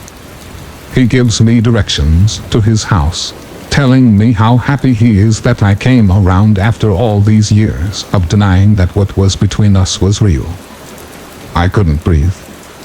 A part of me is giving up. A part of me is so angry at myself for being so weak and unable to stop all of this. Wait. I'm not completely numb. There is some anger left in me. I'm starting to get angry at this person who has repeatedly refused to take no for an answer, who intentionally came back to our town with the narcissistic, presumptuous intent of claiming me now that I had supposedly come around. He came into my job and made sure to move fast, hard, and aggressively because he knew this was what I would do. The only words I had ever heard him speak clearly and without a single mumble was a threat to slit my customer's throat from ear to ear. He walked out of his first night of the job just to follow me and got into my car as I was at a spotlight. Screw that. As I had the opportunity to sit and process the absurdity and increasingly disturbing levels of the situation, I became temporarily lost in a fugue state of memory, realization, and gritty resolve. We reached his place and I snapped back to reality.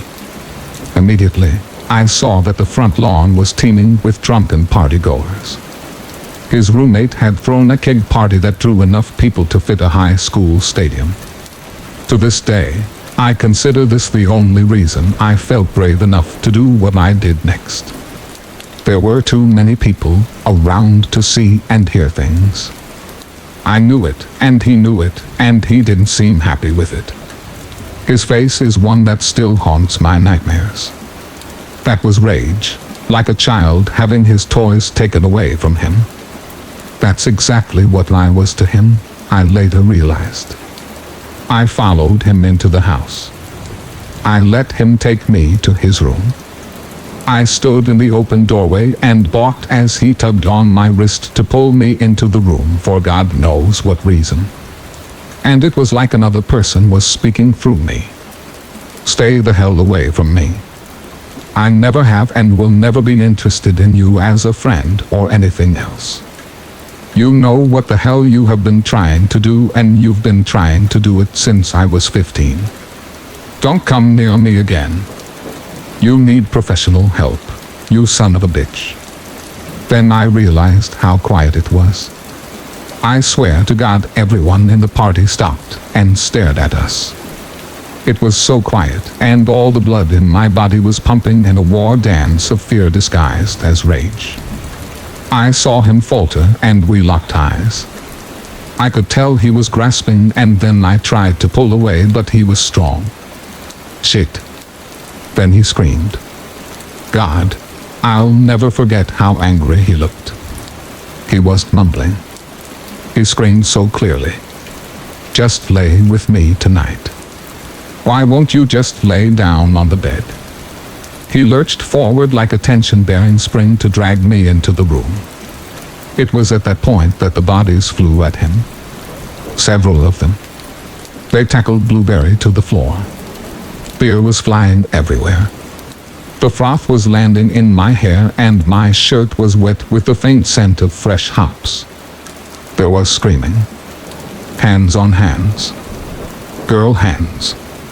Nail was digging into Blueberry's iron fingers. I could feel my blood slowing at the pockets where he had me firmly.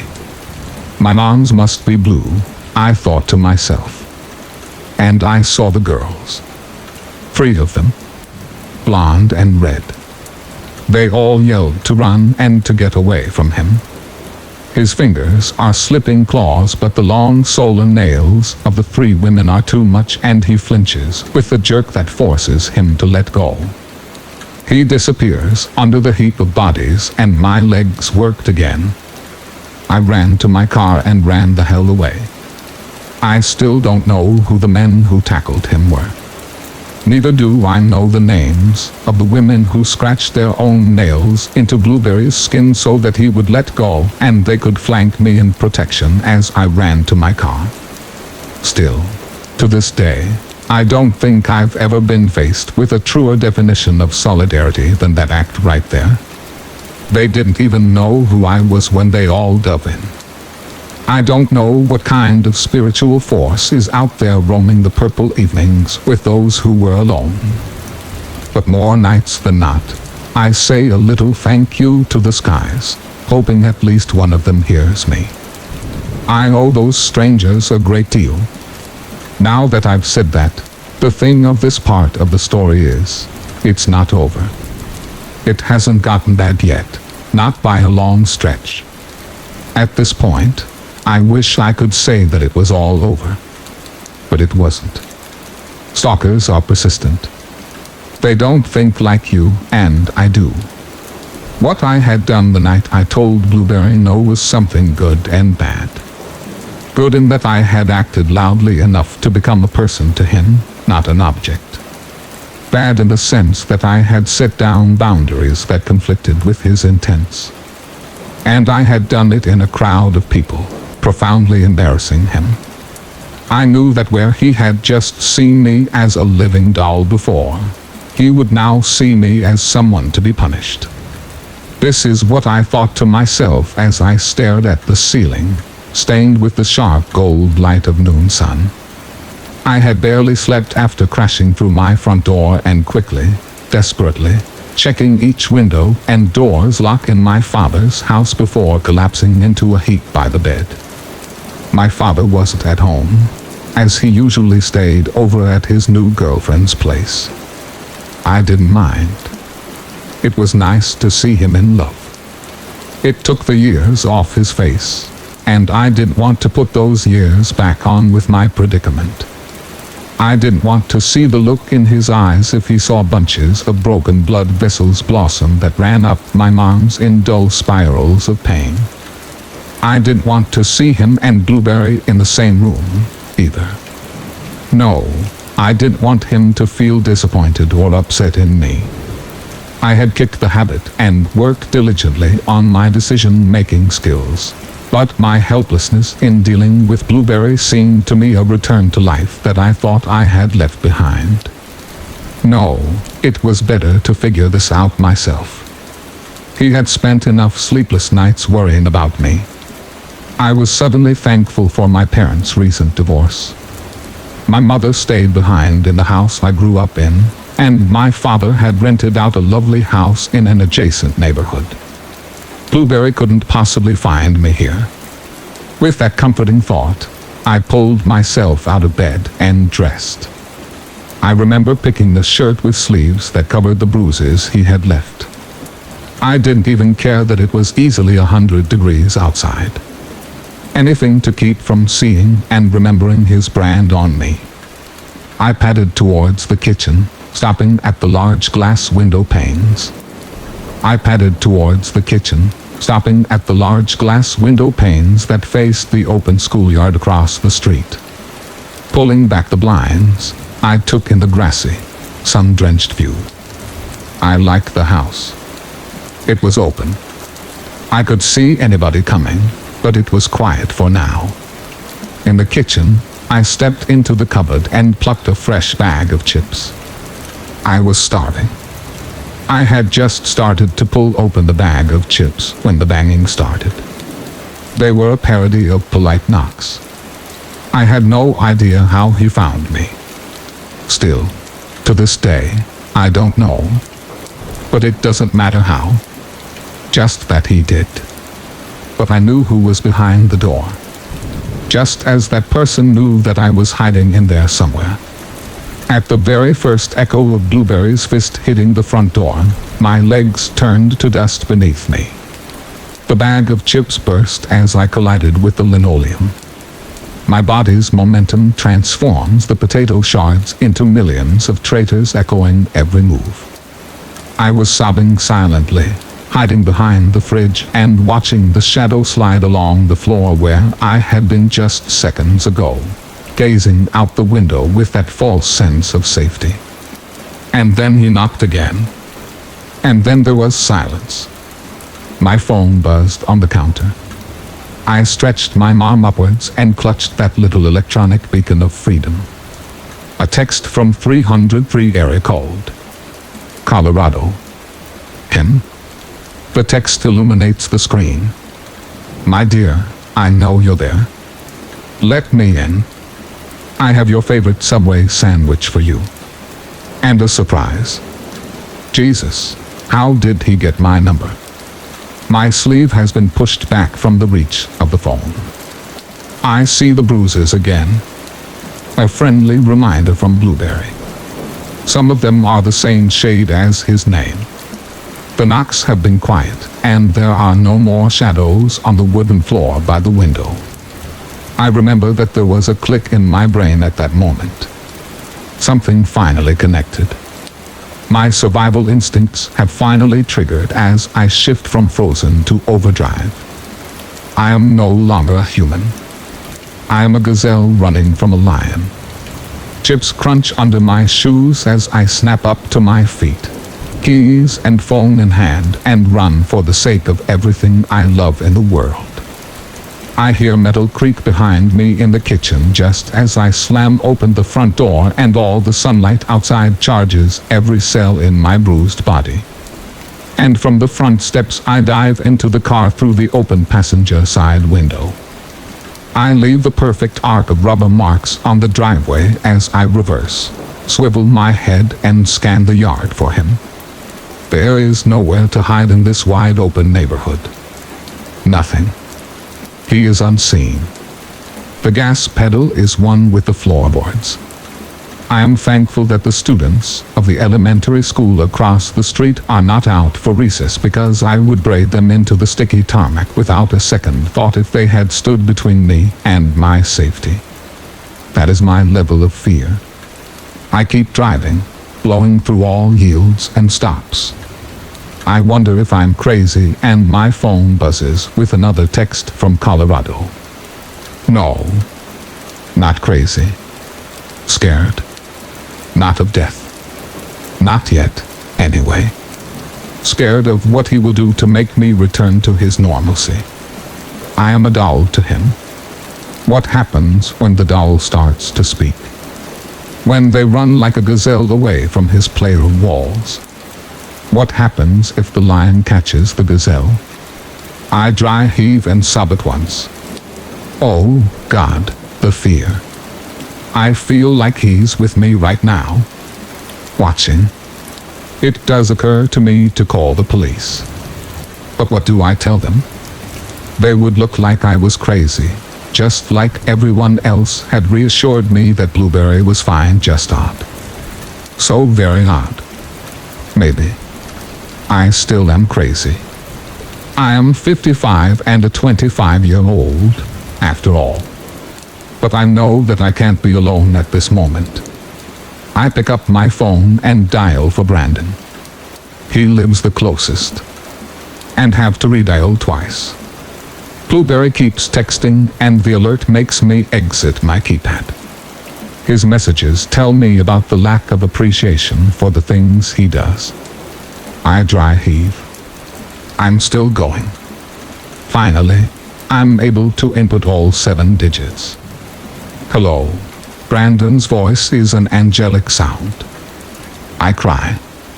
All that comes out is the name of the street I'm on. He directs me to a park a block away from where I am. And I see him. He sees me. I leave the keys in the ignition but turn off the car.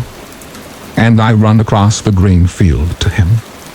I feel like I can't do anything but run for dear life. Brandon catches me, holds me tight in the arms with 2 big hands. My bruises hurt under his palms, and my lungs are on fire. I can't stop my legs from twitching. I babble. I'm not crazy. I'm not crazy. He found me. Please don't tell him where I am, Brandon. Please. And I collapse on the soft grass. Brandon tells me later that he pieced the story together from what he could hear me say, curled up in the fetal position on the grass, babbling about blueberries, bruising, and being an object.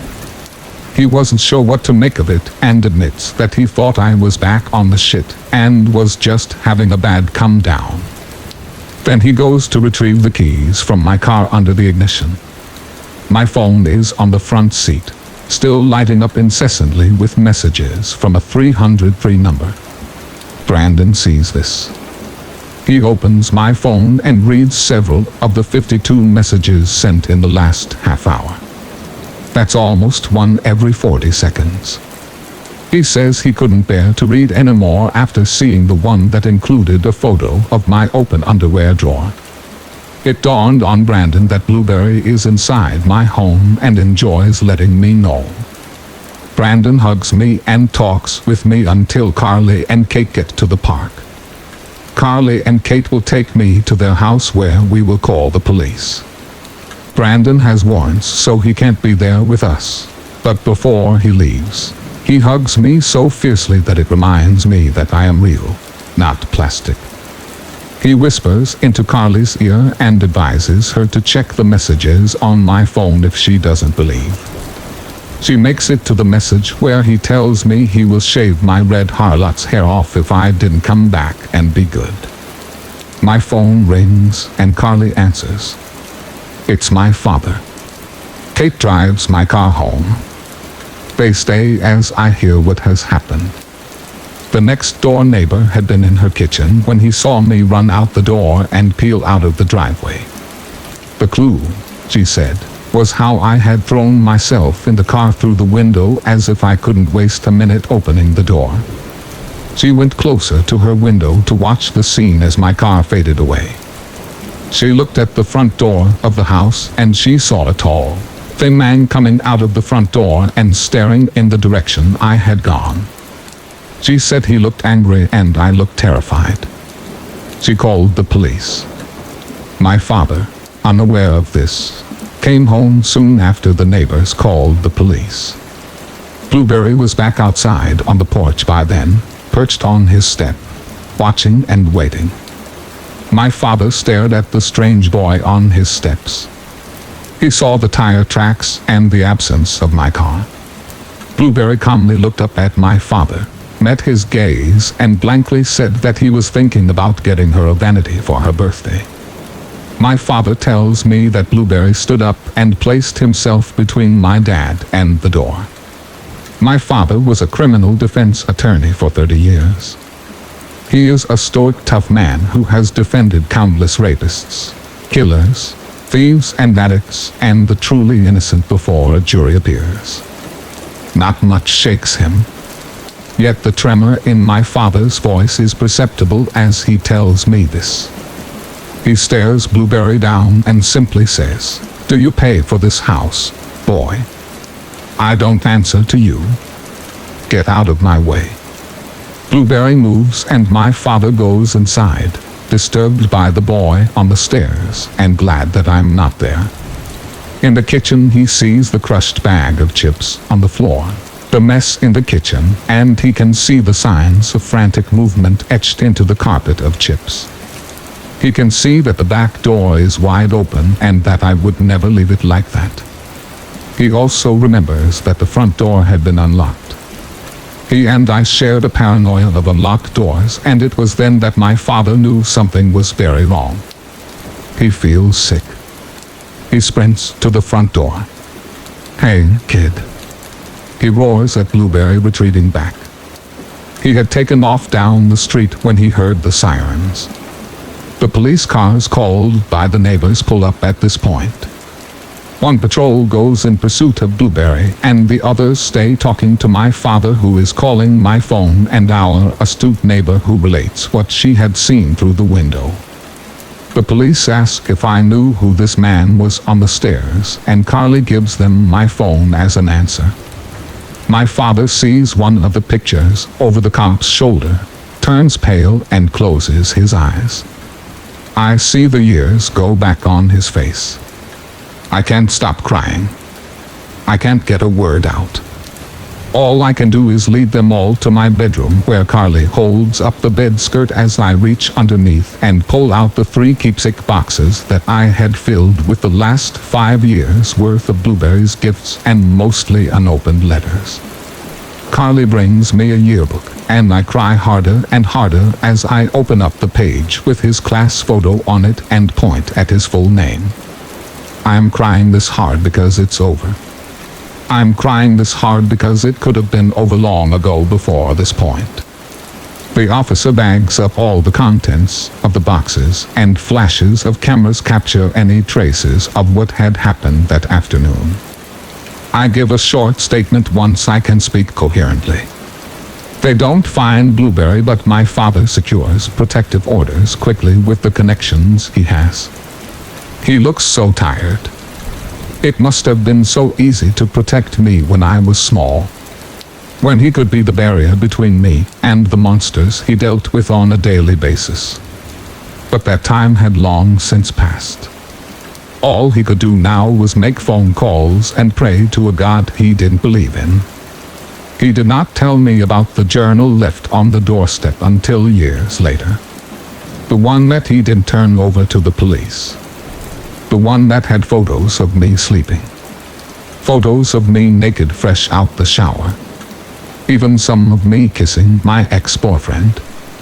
Adam's face in these was scratched out and left hollow. All of them taken at times I had assumed I was alone. I arranged to stay the night with Carly. She tells me the next morning that I had started screaming in my sleep, and I did not stop until she crawled into bed with me and wrapped her in her tiny arms. I am grateful to her. I think her touch is what kept me from remembering any nightmares I had that night. It felt so good to just sleep. We moved soon afterwards. My father and I. We spoke of the incident only once more when I walked into the kitchen of the new house and saw my father at the table with bourbon in his hands, flipping through a mound of papers with the other. They were the letters from Blueberry. He had retrieved them after evidence processed them. He intended to put them away in his safety deposit box. I'll never forget the grim reasoning behind his voice as the lawyer in him spoke. Well, if you ever turn up murdered, at least I'll have this and the journal to prove exactly who did it. Story 11. So this all happened throughout my high school experience. I'm currently a junior at my school, and this all started the second semester of my freshman year. The first incidents were close to the end of the freshman year. There were a few my sophomore year, and there's only been one so far my junior year, and it's all completely true. I tried looking for the police records that go with it, but I couldn't find anything because of how long it was. The guy in question, I'll call him Alex, is Asian with really short hair and something like 5'4". He's in the same grade as my oldest sister. He's also an avid user of cigarettes, alcohol, and the likes. He even bragged to me that he got his license taken away because he went 60 miles an hour above the speed limit on a highway. A damn highway with a limit of 65 miles per hour. That meant he went at 125. So basically, an ill-behaved boy was chasing a really good girl. I'll give you the entire story now, and I hope it makes everyone who reads this a little more careful when making new friends. The second semester of my freshman year, I took an art class in hopes to get an elective credit. I was sitting with some friends talking about the projects we were making, and Alex walks through. I'd never noticed him in class before, which was really strange. I should also put this on a timeline for you to make this a little easier to follow. It was close to prom season, so early March, and luckily close to the end of the year. He started talking about whatever, and we really hit it off. After a week, I started seeing him popping up around me in the hallways, outside my classes, and he'd talk to me during passing time. I didn't think much of it, being the stupid, naive child I was. I should also mention that he rode my bus in the afternoon. Alex and I would sit by each other on the bus and talk, which just encouraged further interaction with him. One day, my older sister, who is 2 grades above me, didn't have theater practice after school, so she took the bus home, and when she got on, she saw me next to Alex. Her face had turned white and she sat down near the front of the bus. I thought it was really strange, so I planned on asking her about it when I got off the bus, but I forgot to. As prom got even closer, Alex kept talking about it with me. My friends and I all assumed he was going to ask me because not only did he follow me around, but he wouldn't shut up about it, and he was clearly showing signs of interest in me. Unfortunately for him, however, I was in a relationship with someone at the time, and it was a girl. I had absolutely no interest in dating him. If he did ask me, though, I would need to say we'd need to go as friends. Thankfully, Alex told me instead that he'd like me to tell Tanya that if she didn't have a date that he'd love to bring her. Almost immediately remembering the incident on the bus, I just said, "She's got a date already, but thanks for wanting to protect her." Over the next few days, Alex actually started talking about sexual statics. Things like average length of someone's manhood, or the average age someone loses their virginity. I got super uncomfortable about this and told some of the boys in my class that if it got brought up again, I'd go sit with them, and they gladly offered to protect me. This was my first set of red flags. Another instance that set off red flags about Alex was when I got home, and the doorbell rang. I looked out the window, and saw Alex there. This wasn't the strangest part, because I got off the bus before Alex did, so he saw where I had lived. I yelled to my mom that someone was here to see me, and I went out on the front porch to go talk to him. He was with his friends, and yelled to them that he was going to catch up with them later, and he wanted to talk to me first. He told me about some mundane stuff, and I was getting bored. So bored, in fact, that I just bluntly decided to ask him if he liked me. I was tired of him always beating around the bush, and I just wanted a stupid answer. Alex kind of froze, and danced around the subject, confirming my suspicions. The way he avoided telling me that he liked me was really strange, bragging to me about his drugs and illegal escapades. My dad was also just coming home from work at the time, too, so I had an excuse to leave the really uncomfortable situation.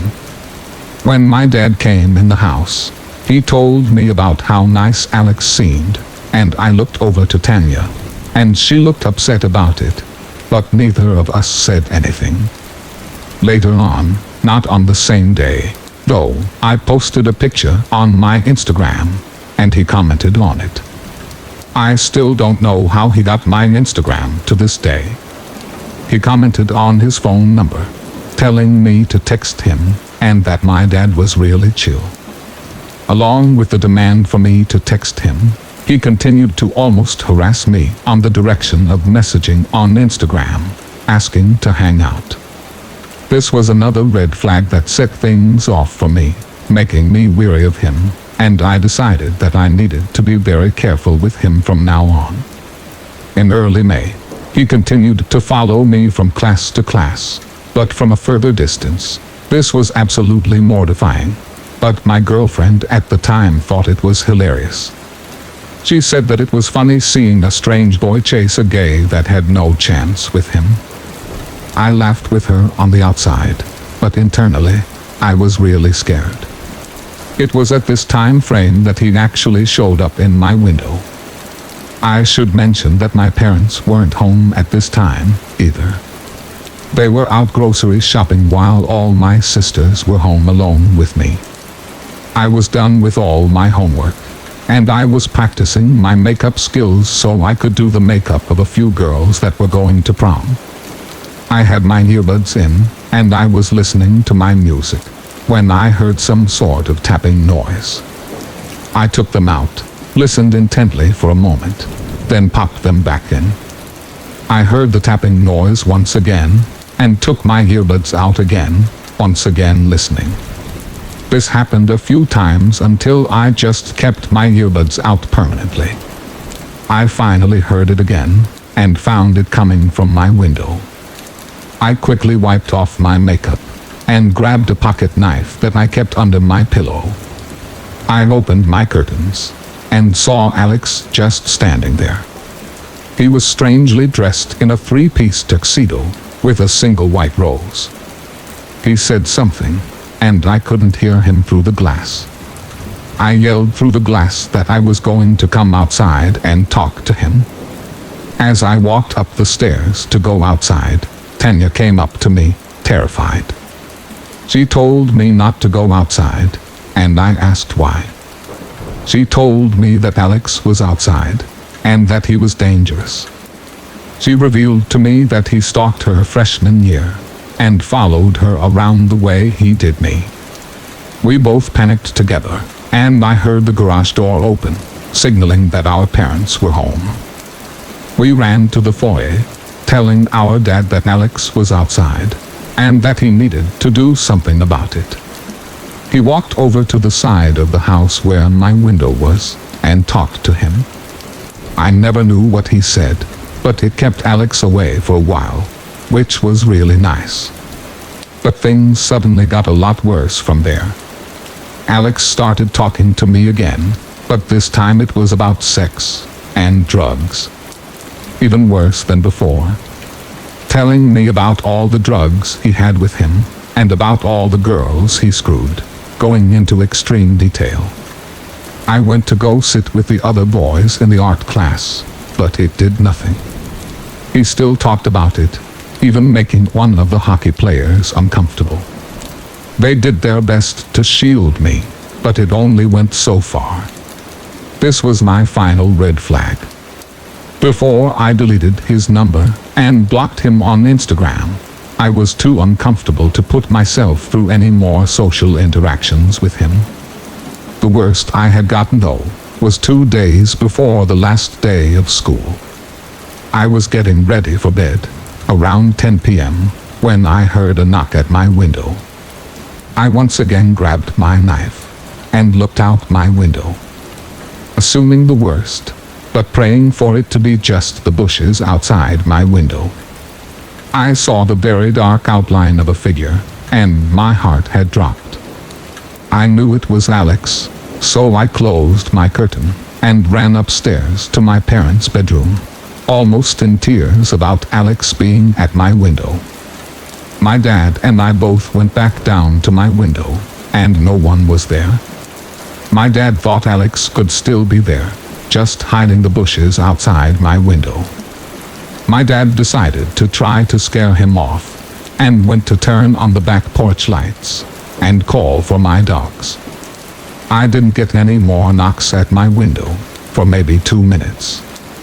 I heard another knock, and told my dad.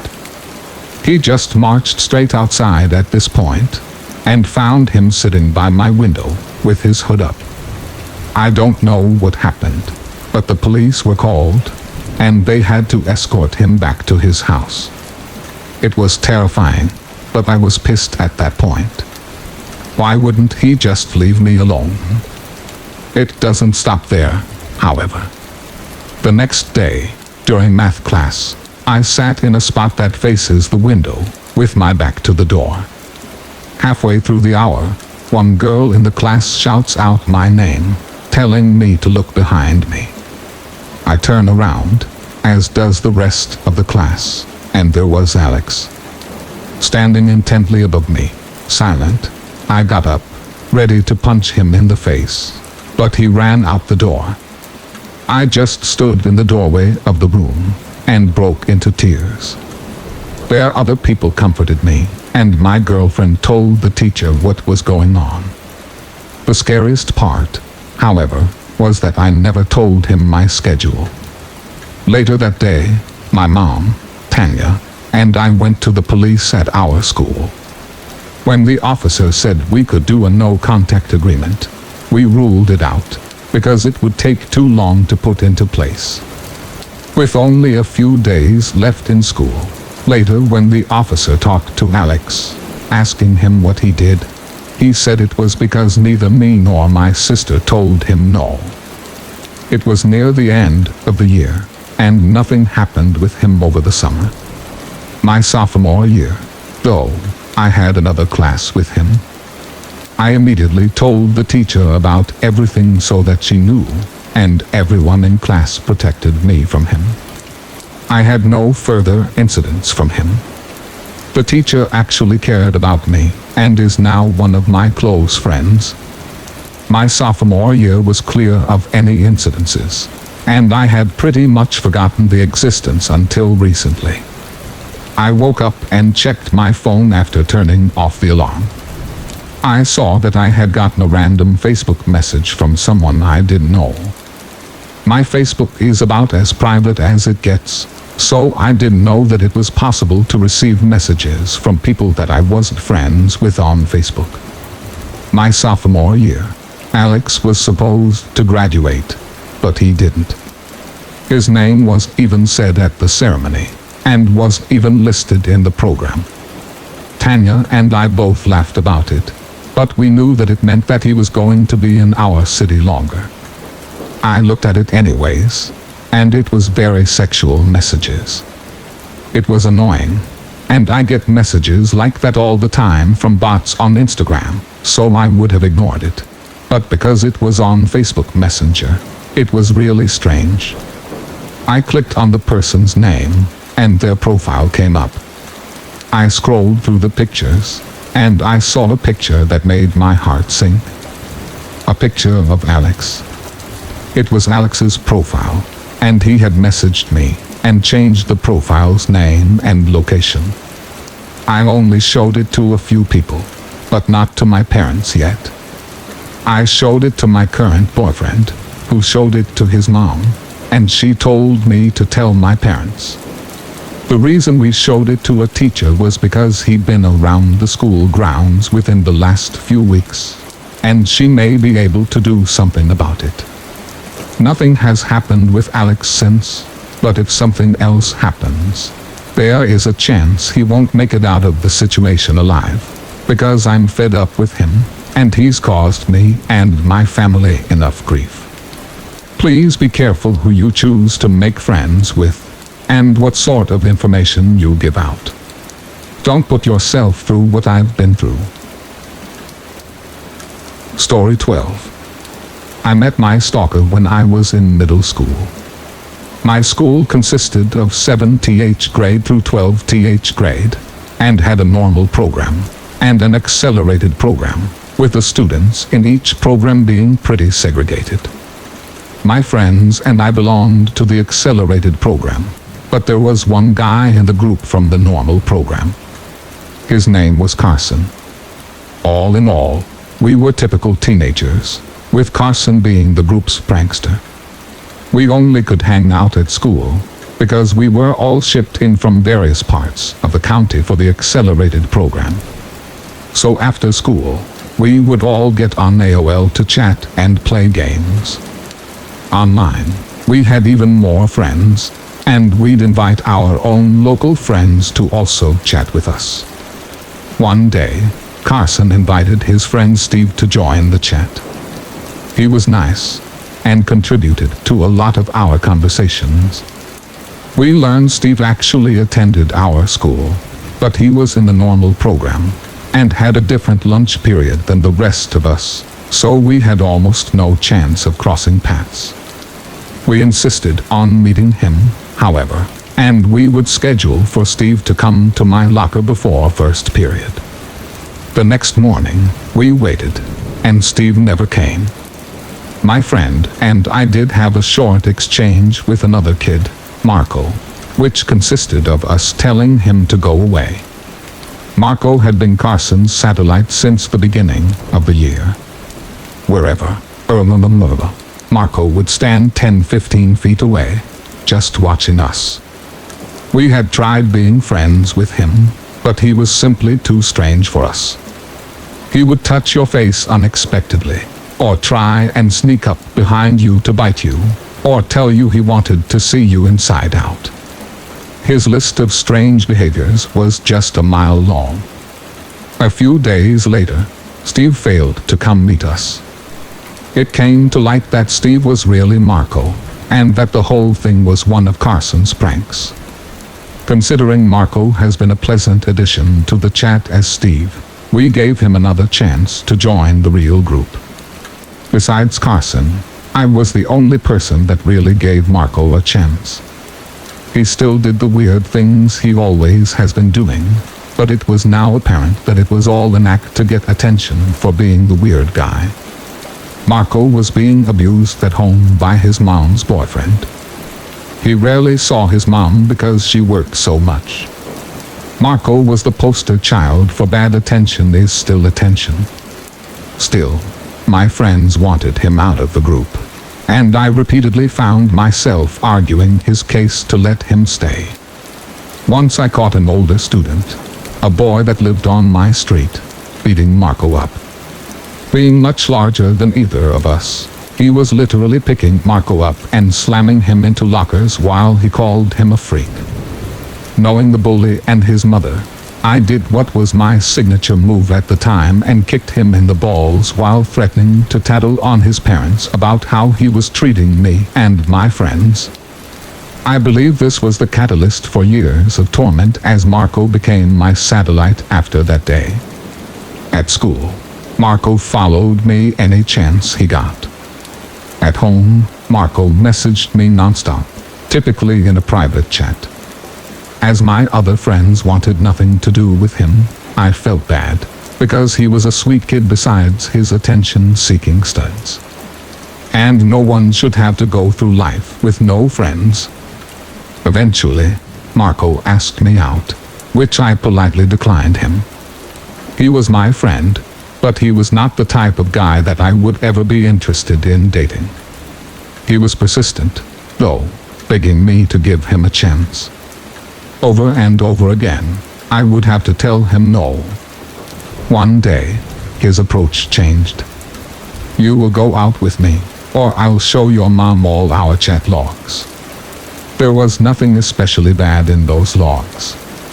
I wasn't drinking or doing drugs, or really anything bad, but I was pretty depressed at the times, and sometimes talked about wanting to end myself. If my parents saw that, I could effectively kiss my freedom and privacy goodbye. I bluffed him, telling him good luck with any attempts to convince my parents to believe him over me, which seemed to work. I wasn't very impressed with the stunt, and stopped talking to him. A few weeks went by, and Marco came crawling back, begging for my forgiveness. I eventually caved, allowing him back into the group. At first, he was well behaved again, but slowly, he started pestering me to be his girlfriend.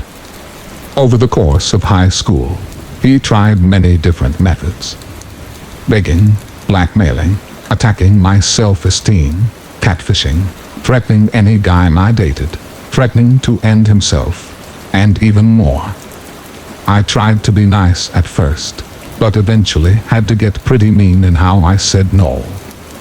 His behavior would also reach a boiling point that forced me to cut him out of our friend group. It was nearly impossible to actually get rid of him. However, online he would create dozens of new accounts to send messages from, overwhelming my attempts to block him. He would call my phone all night long, and leave a woeful message about how lonely he was, and how he would end himself if I stopped being his friend. He would show up at my house, and stand outside my bedroom window randomly. When my parents had parties, he always managed to find out how, and show up. Their parties were always pretty big with an open-door policy, so he'd slip right in. He'd then ultimately do something to get thrown out, like getting belligerently drunk, or stuff his face with finger foods, and then put them back on the serving platters. The first time I really felt that Marco might actually be a threat was at one of my parents' Halloween parties when we were 16. One of my dad's friends had a son our age. His name was Tim. That was a bit of a jerk. He fancied himself pretty cool, and thought it would be fun to pick a fight with a weird kid to make a display of his own superior strength. Marco accepted his challenge. We all knew he was about to get the crap beat out of him. Going out into the streets, Tim towered over Marco. That year, Marco was dressed as Alex from Clockwork Orange, with his costume, including a cane. He swung the cane at Tim, hitting him in the head with it. Tim went down quickly, and Marco beat him until an adult intervened and sent him home. Marco's go-to threat whenever I had a boyfriend was, I'll beat him to death with a shovel, and then use it to bury his body. Suddenly, this threat seemed like something he'd be capable of. Our senior year of high school, Marco's dad died in prison.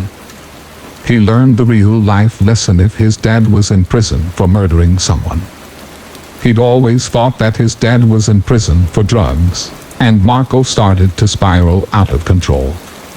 He said his dad was a murderer, so he must also be doomed to be on.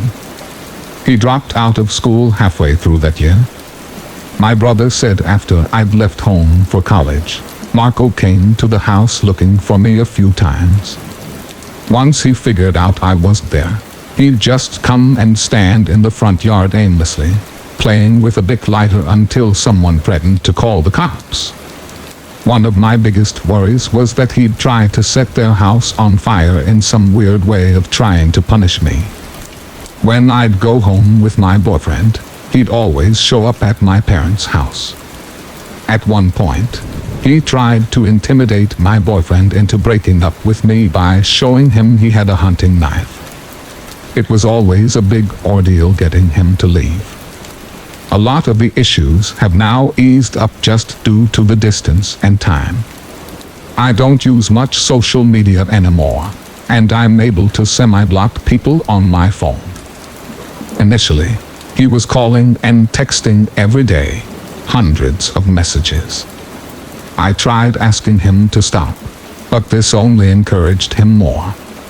My family no longer lives in that area, so I'm significantly less worried for their safety. I found the most successful way of dealing with Marco is simply just ignoring him. Eventually, his message dwindled down to once a week, then once a month. Now, I maybe hear from him officially once a year. His message is typically something along the lines of, "Please, just be my friend. I won't try for anything more. I need you in my life." The last time I actually talked to him, which was about 4 to 5 years ago now, Marco tried to tell me I'd ruined his life. He said I had put some spell on him that now he couldn't move forward with his life. He told me he would end himself, and it would be my fault. I finally had to tell him that I wouldn't care if he ended himself. In fact, it would be a relief to me. His most recent MO is to call my work phone from a private number just to hear me answer the phone and then hang up. He also calls and texts my brother, our high school friends, my brother's friend, my parents, my grandparents, my aunt, and my husband to beg them to ask me to call him. Marco messaged my husband, "Tell her she is my angel, the love of my life. I'm nothing without her." I worry he will snap someday and show up at my house, order my job, to end me. I have security systems and other means of protection, but I still get paranoid about it. I've talked to the police about getting a restraining order, but they've told me there's no grounds unless he does start showing up and threatening to end me. So I guess we'll see what happens now. I had always been a bit of a tomboy and never dated boys in high school. I wasn't interested in dating, and I was oblivious when guys showed interest in me. That's why I didn't find it at all weird when I got friended on MySpace by a friend I used to know by the name of James. James went to my elementary school until about 4th grade. When we moved just one town over back in the 90s, There was many ways for kids that young to keep in touch with each other. So no one really had heard from him until the beginning of this story. I see his request and I automatically accepted. I was one of those teenagers who just accepted every friend request I got. I knew this kid, so shortly after reuniting on MySpace, we reminisced about random kid memories from where we were in the same class. You know, normal stuff that kids would talk about.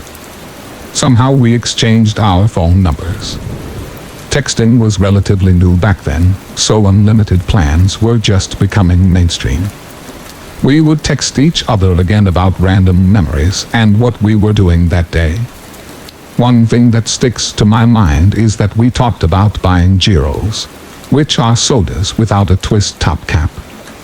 Every once in a while during our texting conversations, James would add something cheesy into the mix.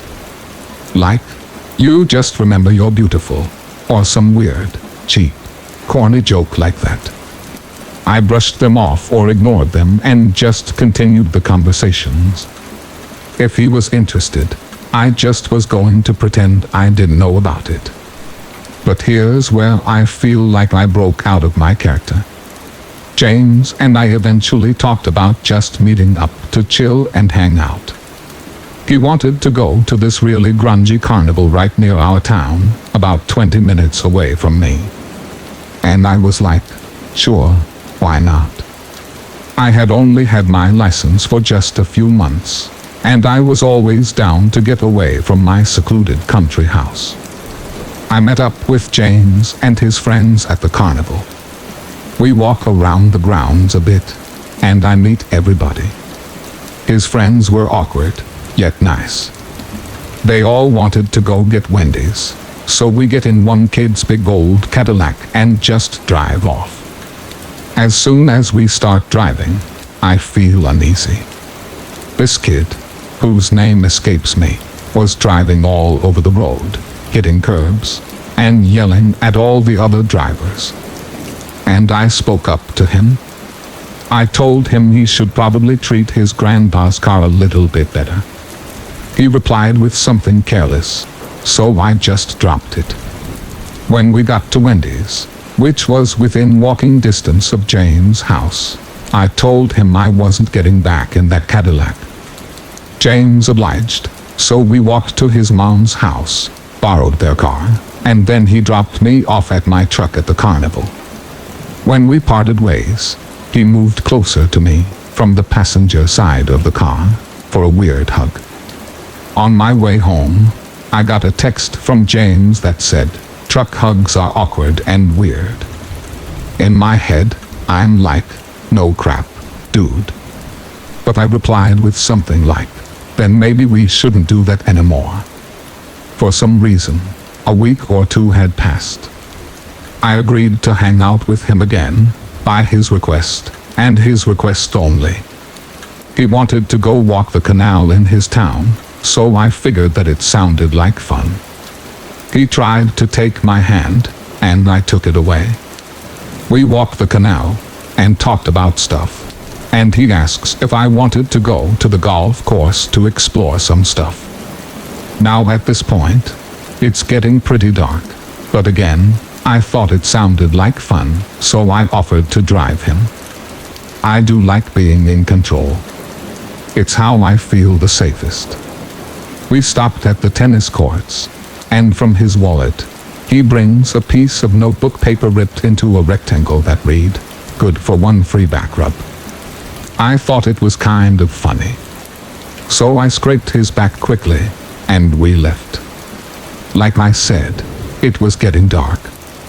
We get to the golf course, and James grabs my hand to hold onto it again. I'm really not into him like that, but I let it happen anyways. As darkness closes the golf course, we wander the grounds, which is probably not okay, and James keeps trying to wrap his arms around me. I pulled away for the first few times, but yet he continued. He pulls me from the edge of the ground and into the road as a car is coming, and tries to make out with me in the street. I pull him away, disgusted at the metallic taste left behind his sharp braces. I say I'm ready to go, yet he pulls me towards him again, stands there holding me in the road, kissing me against my will, as a blazer blares its horn at us, blinding me in its headlights. Okay, seriously, it's time to go, I told him. I took him home, and I felt funny. When I dropped him off, he kissed me again. That one was okay, I guess. I think back then, I was in the mindset that you have to do what the boys want. For some reason, I wish I didn't. The third and final time, I'd agreed to hang out with James. He came to my house to show me his new huge truck that he had bought. Since he got his cool new job at the factory, and could afford it at about 17, we sat on the couch watching Family Guy with my 13-year-old brother popping out from upstairs to be annoying every hour or so. Eventually, James thought it would be cool to snuggle up to me. He got kind of pushy, and started sticking his hands in my shirt, saying, "I like these." And I replied, "Everyone makes fun of me saying they're small." I don't know why I didn't push him off. And he proceeded to try to kiss me, tongue kissing me, just awkwardly trying to push and aggressively make me kiss him, and it wasn't what I wanted. He stuck his hand in my shorts, and it kind of hurt. I told him to stop, and I told him it was time for him to go. He tried to protest, but I made up some excuse that my brother was around, and it wasn't okay to do that in the living room. The next day, he started texting me again, asking if I liked last night, and I told him he needed to keep his hands to himself next time. He replies with, "I can't tame them, but maybe you can." And I ignored him. Here's where this gets real out of hand. At this point, I didn't want anything to do with James. He was pushy, and didn't respect my boundaries, and he clearly wanted to date me, or something else, because the weird corny texts never stop. Never once did he just say, "Hey, I like you." But the creepiest of all corny was after a couple of days of not speaking, I get a text from James while I was on my way to work. "Knock knock," he said. And I hesitated, but I wrote, "Who's there?" from the parking lot of my job. I was a cashier at our small grocery store, and there was a strict no phone policy at our register. So my phone stayed in the break room at all times.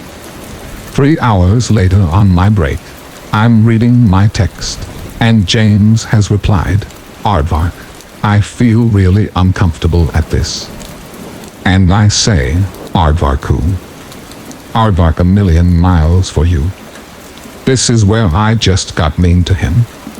I said, "You wouldn't, and you shouldn't." And there's some other stuff about leaving me alone.